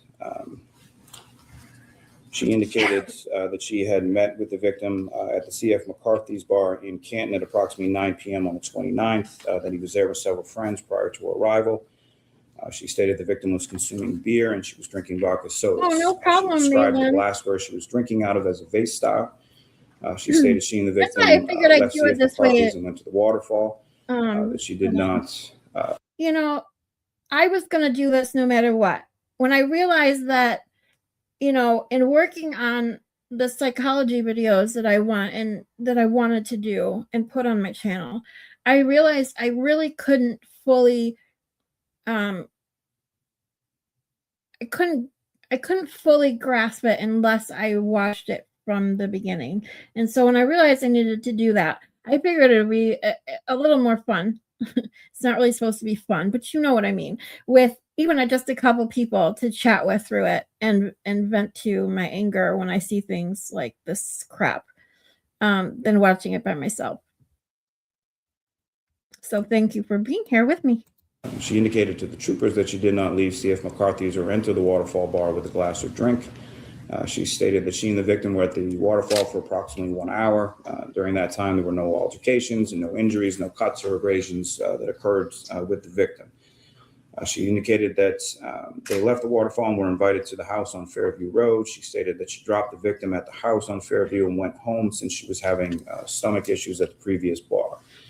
She stated that she dropped the victim off. She made a 3-point turn in the street and left. Did not see the victim enter the house. She indicated that she first observed the broken taillight in the morning and did not know how she broke it the previous evening. She indicated that she discovered the victim in the morning. She observed him lying face up, snow on his legs, eyes swollen, and blood coming from his nose and mouth, and that she provided mouth-to-mouth upon her arrival.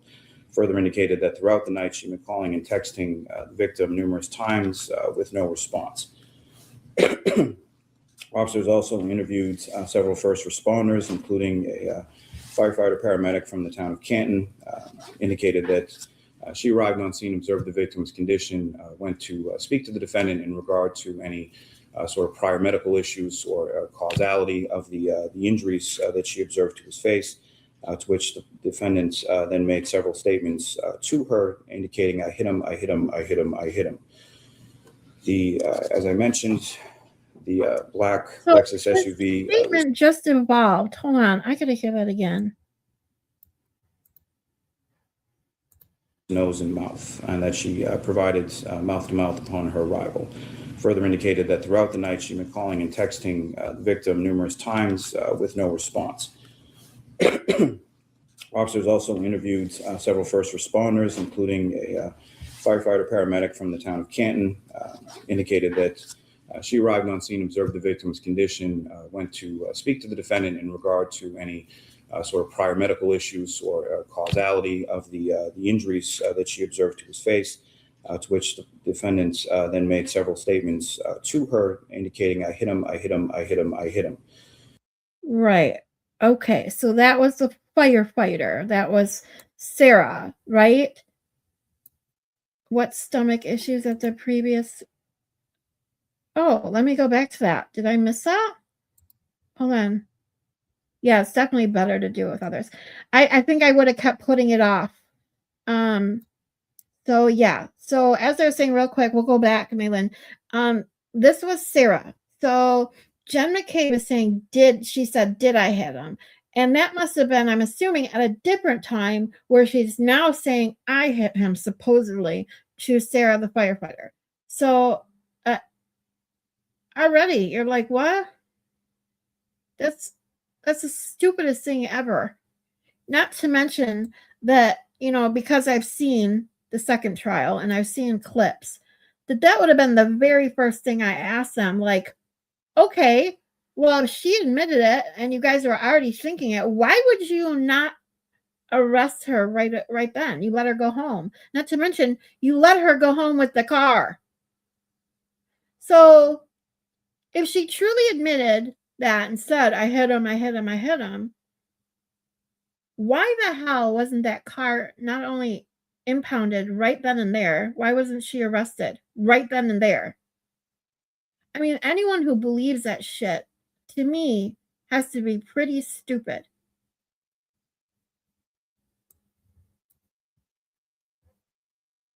Okay, let me go back, Maitland, to the bar. Let me see.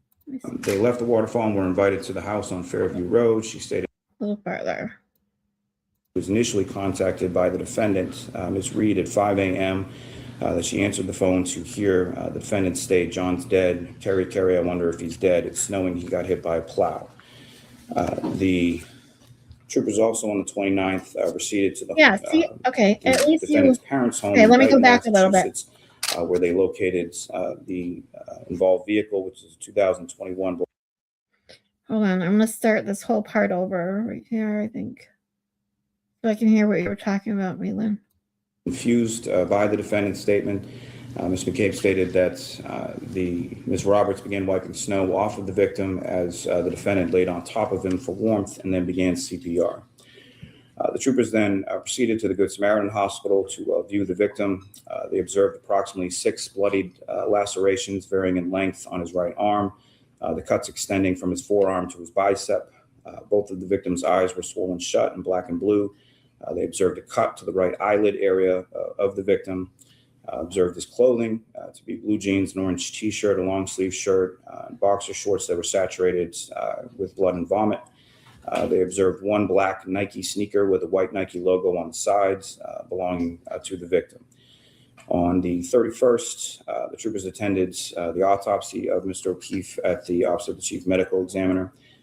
The doctor performed the autopsy. Dr. Scorti below advised of several abrasions to the right forearm, 2 swollen black eyes, a small cut above the right eye, a cut to the left side of his nose, approximately 2-inch laceration to the back of his head, multiple skull fractures that resulted in bleeding, and further advised that the victim's pancreas was a dark red color, indicating that hypothermia was a contributing factor to his death. On January 29th, the troopers conducted several other interviews, including Ms. Roberts. During the course of Ms. Roberts' interview, she indicated that she was initially contacted by the defendant, Ms. Reed, at 5 a.m., that she answered the phone to hear the defendant state, John's dead. Terry, I wonder if he's dead. It's snowing. He got hit by a plow. The troopers also on the 29th proceeded to the defendant's parents' home in Dighton, Massachusetts, where they located the involved vehicle, which is a 2021 black Lexus SUV. That vehicle was ultimately seized and taken back to the Canton Police Department, where it was processed by various factions of the state police. Their observations of that black SUV indicated a crack in the right rear taillight.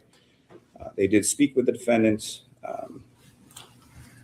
She indicated that she had met with the victim at the C.F. McCarthy's bar in Canton at approximately 9 p.m. on the 29th, that he was there with several friends prior to arrival.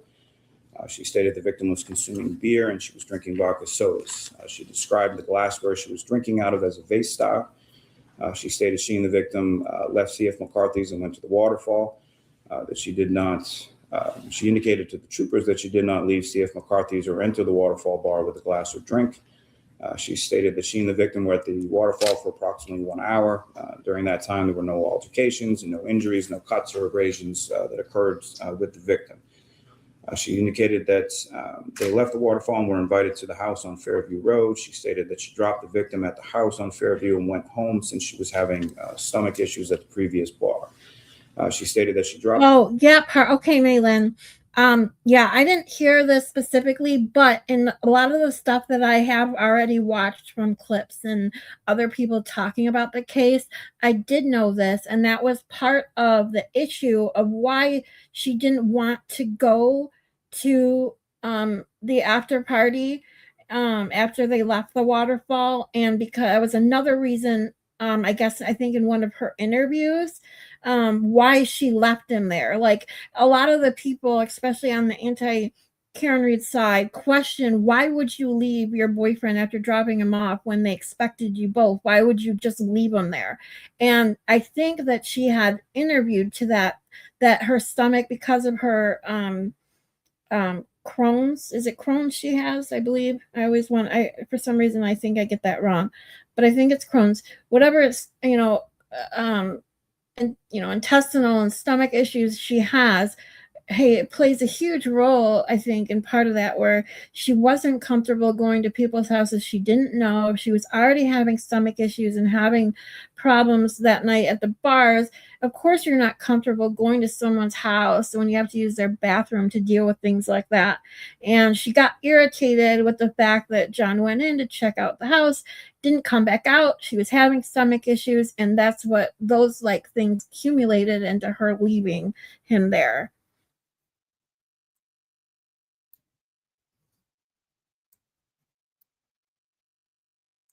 The victim off. She made a 3-point turn in the street and left. Did not see the victim enter the house.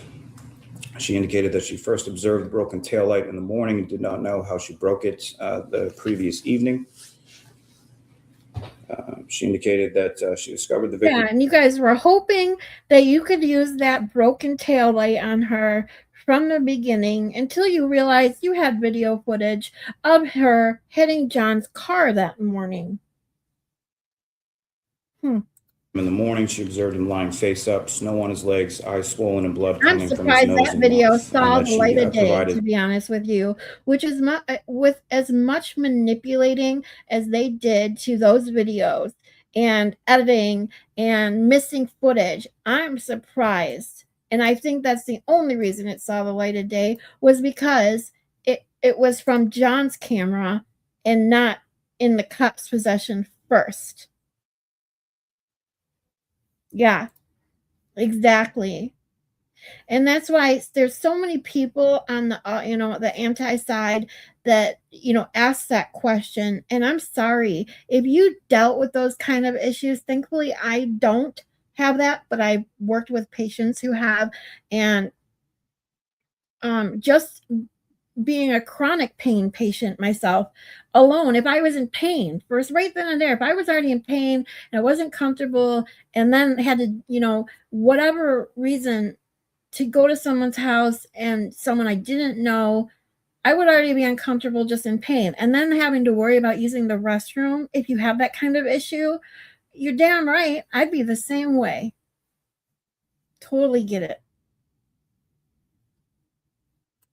Mouth to mouth upon her arrival. Further indicated that throughout the night she'd been calling and texting the victim numerous times with no response. Officers also interviewed several first responders, including a firefighter paramedic from the town of Canton. Indicated that she arrived on scene, observed the victim's condition, went to speak to the defendant in regard to any sort of prior medical issues or causality of the injuries that she observed to his face. To which the defendant then made several statements to her, indicating, "I hit him, I hit him, I hit him, I hit him." As I mentioned, the black Lexus SUV was seized. There were fragments of broken glass that were observed on the rear bump of the vehicle. The rear right passenger side taillight was shattered, pieces missing from the red and clear areas. On the right side of the rear tailgate, a deep scratch and minor dent was observed. On the right side of the rear bumper, above a small red light, 2 scratches were observed in one area where paint was chipped off.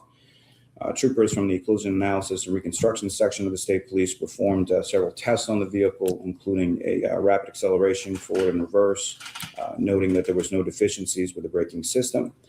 They also implemented the use of a training figure resembling a human approximately 6 feet in height that was placed behind this Lexus. It was operated by members of the CARS unit and documented with video. The vehicle was placed in reverse and started to travel towards said training figure. The rear view camera on the vehicle was operating properly, providing a 180-degree visual. And as the Lexus traveled closer to the figure, both auditory and visual cues began to sound off within the vehicle, indicating an obstruction to the rear. In addition, on the 29th, the Massachusetts Special Emergency Response Team, or CERT, was activated to assist in searching for potential evidence outside of the residence. Standing on the street, looking to the left of the property, there was a fire hydrant located there. In that area, they located a black Nike sneaker with the white Nike logo along the side, matching that found on the victim's body. In the area of the street where the victim was recovered. In addition, in that same area, they located two red plastic pieces of a taillight consistent with the missing pieces from Miss Reed's black Lexus SUV, as well as one piece of a clear plastic piece of a taillight located in the same area, also consistent with the broken taillight on the Lexus SUV. Your Honor, with the nature and circumstances of those facts, as well as the potential penalty the defendant faces on these charges, the Commonwealth is requesting that the court set a $50,000 cash bail with the conditions as outlined previously. Thank you, Mr. Lally. Thank you. Mr. Yannetti, and if you would, go right to the mic. Thank you, Your Honor. Good morning again, Your Honor. David Yannetti for Karen Reed. Judge, my client is 41 years old with no criminal record. My client grew up in Taunton, Massachusetts. She's a graduate of Coyle Cassidy High School in 1998. And when it came time to go to college, she stayed in Massachusetts and went to Bentley College. She graduated with a Bachelor of Science in Finance in 2003. And since then has worked in the financial sector. And in fact, she's been at a very large, well-known financial company since 2007, where she's currently an equity analyst. In addition, she's an adjunct professor at a Massachusetts university as well, and she's been there since 2008. In addition, Judge, my client suffers from a host of medical issues. From the time that she was 25, she's had multiple serious illnesses diagnosed, beginning in 2005 with colitis, which ultimately led to her colon being completely removed in 2009. She's been in pain for a number of years, and eventually also was diagnosed with MS as well in 2013. Continued to have, digestion And I can tell you, issues. I forgot. I always forget bowel for some issues. reason because they don't get into it a lot after during the second trial and stuff. Multiple sclerosis. My mom had it, and I can attest. My mom too was one. She had to have. I don't want to get into graphics. So my mom had to have several surgeries. She didn't have to worry about a colostomy bag or anything like that, like Karen Reed did, but she had issues. I don't know how to say this without getting into particulars, but when you lose feeling and you have symptoms from like MS and that, and you have nerve issues, you can sometimes lose the feeling of, when you have to go to the bathroom. And it's so just knowing what my mom went through, just from symptoms of MS, not to mention that Karen Reed had actual issues with her stomach and had to have a part of her colon removed and her intestines removed. And had a colostomy bag. Like, it's insane to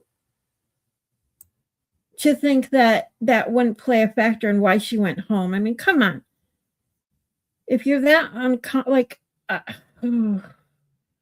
I could spout off about that for the next, 20 minutes on things I've seen with that. Oh my God, me too. And with the colonectomy, they found the Crohn's in me. I don't have MS. My granny had it. Okay, yeah. I didn't have the bag, but I had nothing but issues. Yeah. The minute you have those kind of issues, whether I don't know if she had the colostomy bag at this time. I'm assuming she did, being that she had to deal with it when she was arrested. So just imagine having that, not only just being uncomfortable with what you're dealing with on the inside, like the actual feeling of, you know, the pain and the issues that are going on there. But then knowing you're going into a stranger's house and having all this stuff, these problems you have to deal with, the fact that you alone have to think about going to, you know, if you have to use the restroom at some unknown person's house, like how stressful that is. And then to be sitting out there waiting for him to come out and tell her, hey, yeah, it's okay, come in. I mean, I would get irritated too. Now, I don't know if I would have left, but that's me. None of us can say what we would have done in that situation. It's crazy. And this past summer, my client unfortunately was diagnosed with having a brain tumor as a result of migraines that she had never had before. There is still no answer regarding whether that brain tumor is cancerous or not. And I bring this up not for the purpose of evoking any sympathy, but to focus on what the court's inquiry is here today. The inquiry is, what is the likelihood that my client will appear in court for her trial? Does bail need to be set to assure her appearance at trial? And if so, how much bail should be set? Her roots are here. She was born here, she went to school here, she went to college here, and her doctors are here. And in addition, her family is here. Her parents are present in the courtroom, her brother and her sister-in-law are present in the courtroom. And Your Honor, just so the court's aware, I'd like to have a letter that I sent to the Norfolk County 100%. District Attorney's Office this weekend. It was faxed on Saturday, where I promised that my client would appear if they just called me. All they had to do was notify me, and I wrote right in the letter that she would report to any police barracks or police station or courthouse to which they directed me. They ignored that and instead got an arrest warrant for my client. However, she knew. She had hired an attorney since January 30th, this Saturday, because the police had come and they had taken her phone and they had taken her car. She knew that they were considering her a suspect, rightly or wrongly. And what did she do? They arrested her at the very address that I included in my letter to the Commonwealth, which the Commonwealth ignored. This is relevant, I would assert, Judge, regarding whether she is a flight risk. I think that it doesn't really pass the straight face test. She is not going anywhere. She didn't go anywhere. I frankly don't think they've overcome the presumption of personal recognizance in this case. With regard to the facts of the case, Judge, I've read the affidavit that the prosecution has now read. Manslaughter is a tremendous reach in this case. I don't see any criminal intent that would justify manslaughter. Oh, little did he know at this point then that they would end up charging her with, second-degree murder. Like, that's insane. Because he's absolutely right. There's no evidence of the manslaughter, let alone. Wow. In that affidavit. And there's a reason for that, because there was no criminal intent. This was not some random stranger. This was my client's boyfriend, somebody with whom she was in love, somebody with whom she essentially lived with. And by the way, the police have her phone. At 4:30 in the morning, my client is placing multiple calls to the victim in this case, to her boyfriend, wondering where he is, why he hasn't come home, and getting annoyed with him because his niece, of whom he was a guardian, had to go to bed without saying goodnight to him. She had no idea that he was deceased or that anything had happened. At 5:30 in the morning, she's placing probably about 10 calls to him for the same reason, before she now knows something's has to be wrong, because he never stayed out at night without her. If they were ever out at night, they were always together. He had never not come home. And that's when she calls her girlfriends and goes back to the scene and sees this horrific scene. So, Your Honor, this is a defensible case. There is no reason for her to run. She's done the opposite. She hired an attorney almost right away. And by the way, there will be substantial issues regarding a motion to suppress statements here. As I put in the letter, and I'd like to, again, have this marked as an exhibit for the bail hearing. As I put in the letter, the police multiple times violated her.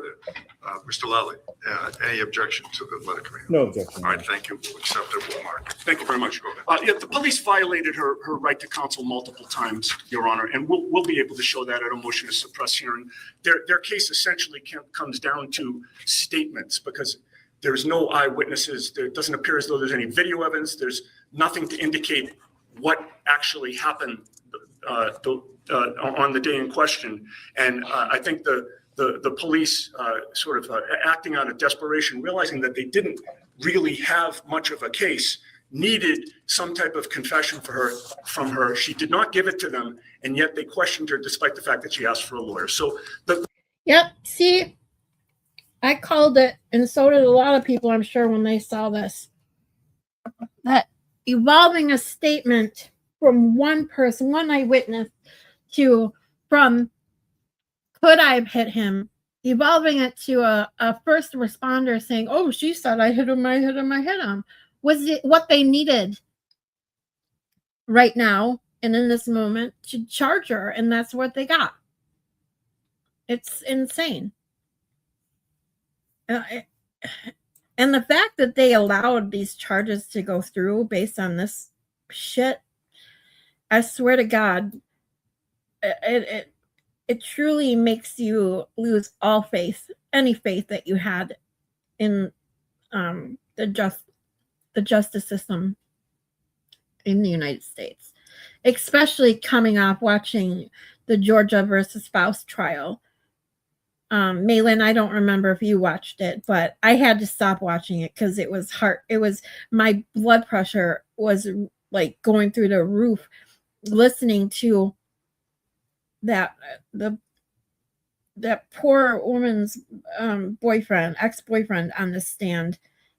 I mean, that guy had more evidence against him than the guy they charged and now found guilty. Things like that outrage me. Yeah, it is crazy. You're 100% right. The bottom line, Judge, is it's a defensible case. She's not a flight risk. And recognizing the seriousness of the charges, I won't ask for personal recognizance, but I would assert to the court, this case does not justify more than a $5,000 cash bail. Thank you. My guess is you have no objection to the proposed conditions. Well, the only condition that I would ask to be heard on, Your Honor, is this condition that she not drive. The police and the district attorney's office and the registry of motor vehicles have options to address that issue if they believe that she's an unsafe driver. And I would ask the court not to get involved with that issue. Thank you.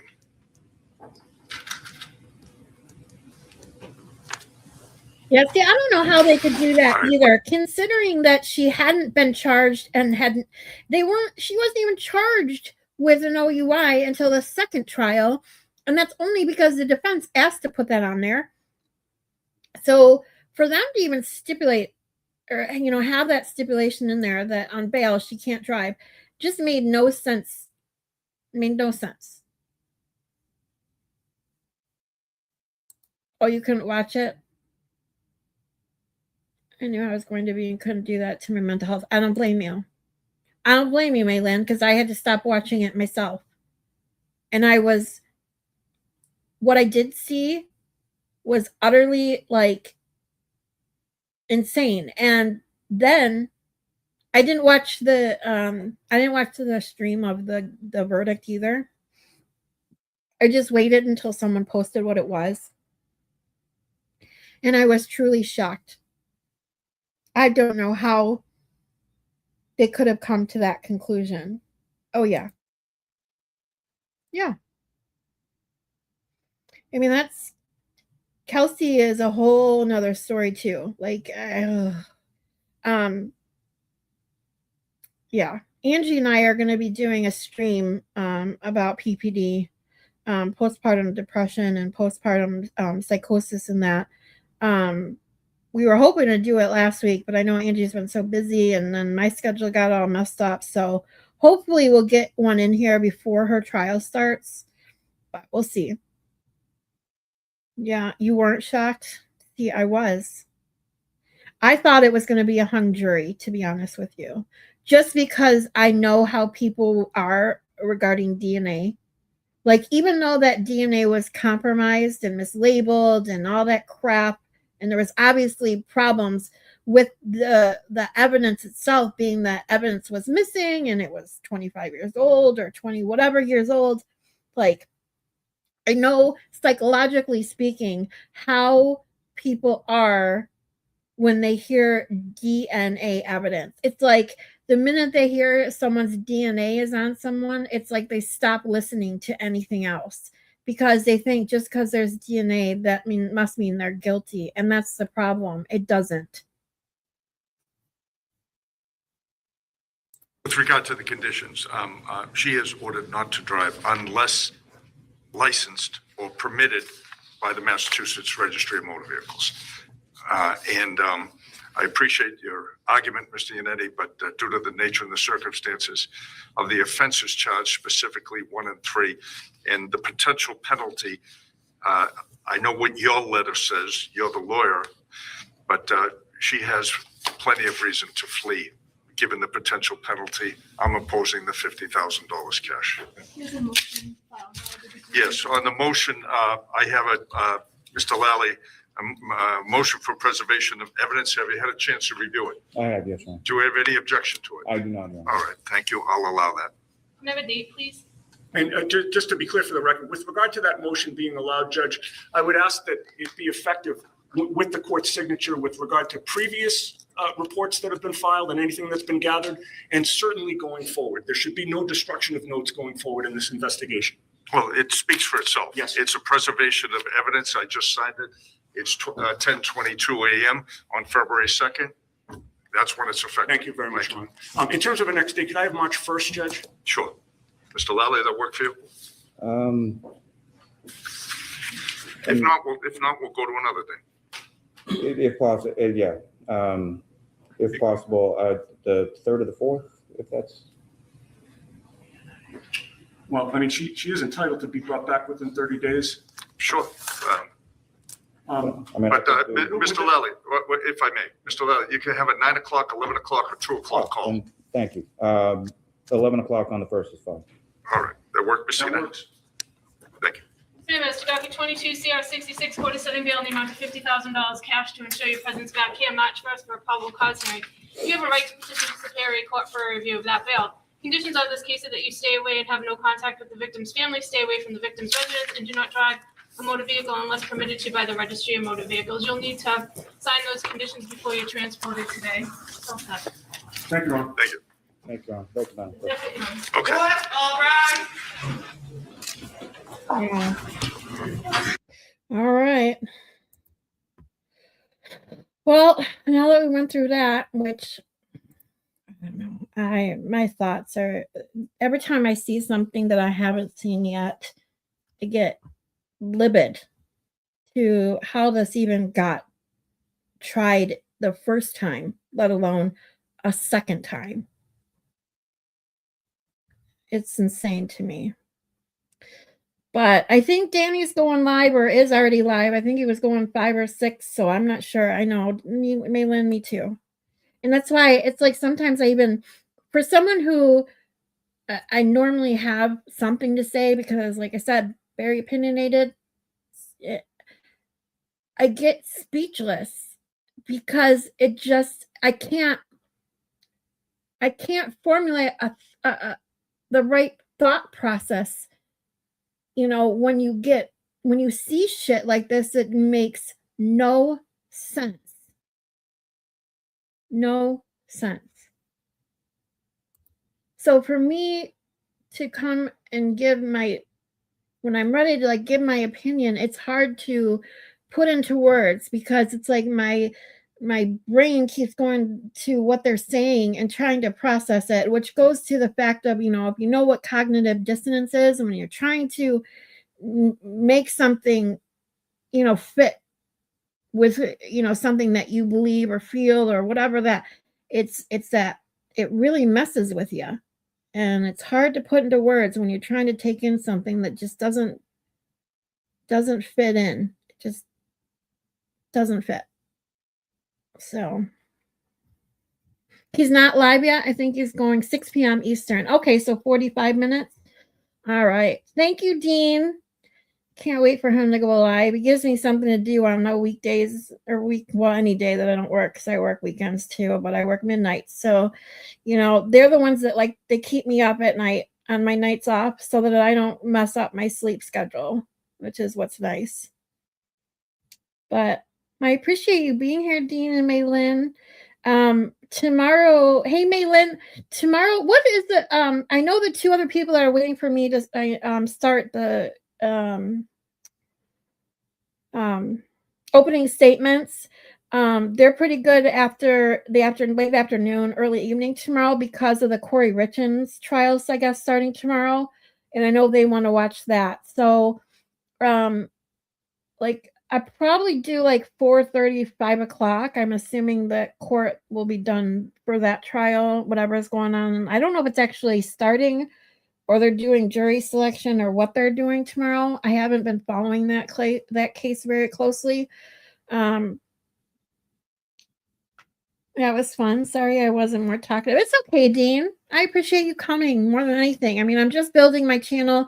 I don't know, Dean, if you know much. I know I've talked to you a couple times in the voice chat, but not a lot. And I'm trying to get to know everybody, but I'm not 100% sure where my channel is going at because I've done a couple petties. The reason I went live the very first time was with Angie M, and because I was watching all that shit go down with Ray from Dallas and all this, and I was so livid. I had to vent to somebody, and me and her were like, let's go live. And so now, but my channel in the last 6 months, I've been wanting to do this.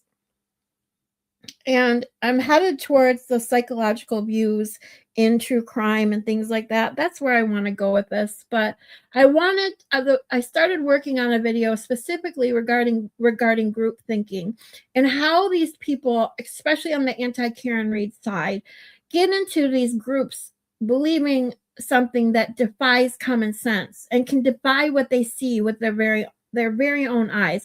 And when I started working on that video, I realized I'm not going to get the full sense of it until I see the entire first trial to see where this all began. And so that led to this. So for anyone who hasn't seen the first trial or wants to relive it with me, I thought, hey, at least having a few people to chat with while watching it would be a lot more fun than trying to get through it myself. So, I will be back on probably tomorrow, right around 5 o'clock. And if that hopefully works for you guys, if you want to come back, Maylin, I think you were going to watch this with me too, as much as you could. So hopefully that'll work for you. And I will see you guys in Danny's chat in a little while. Okay. You guys have a really good night. Hopefully we have some laughs tonight. Have a good one.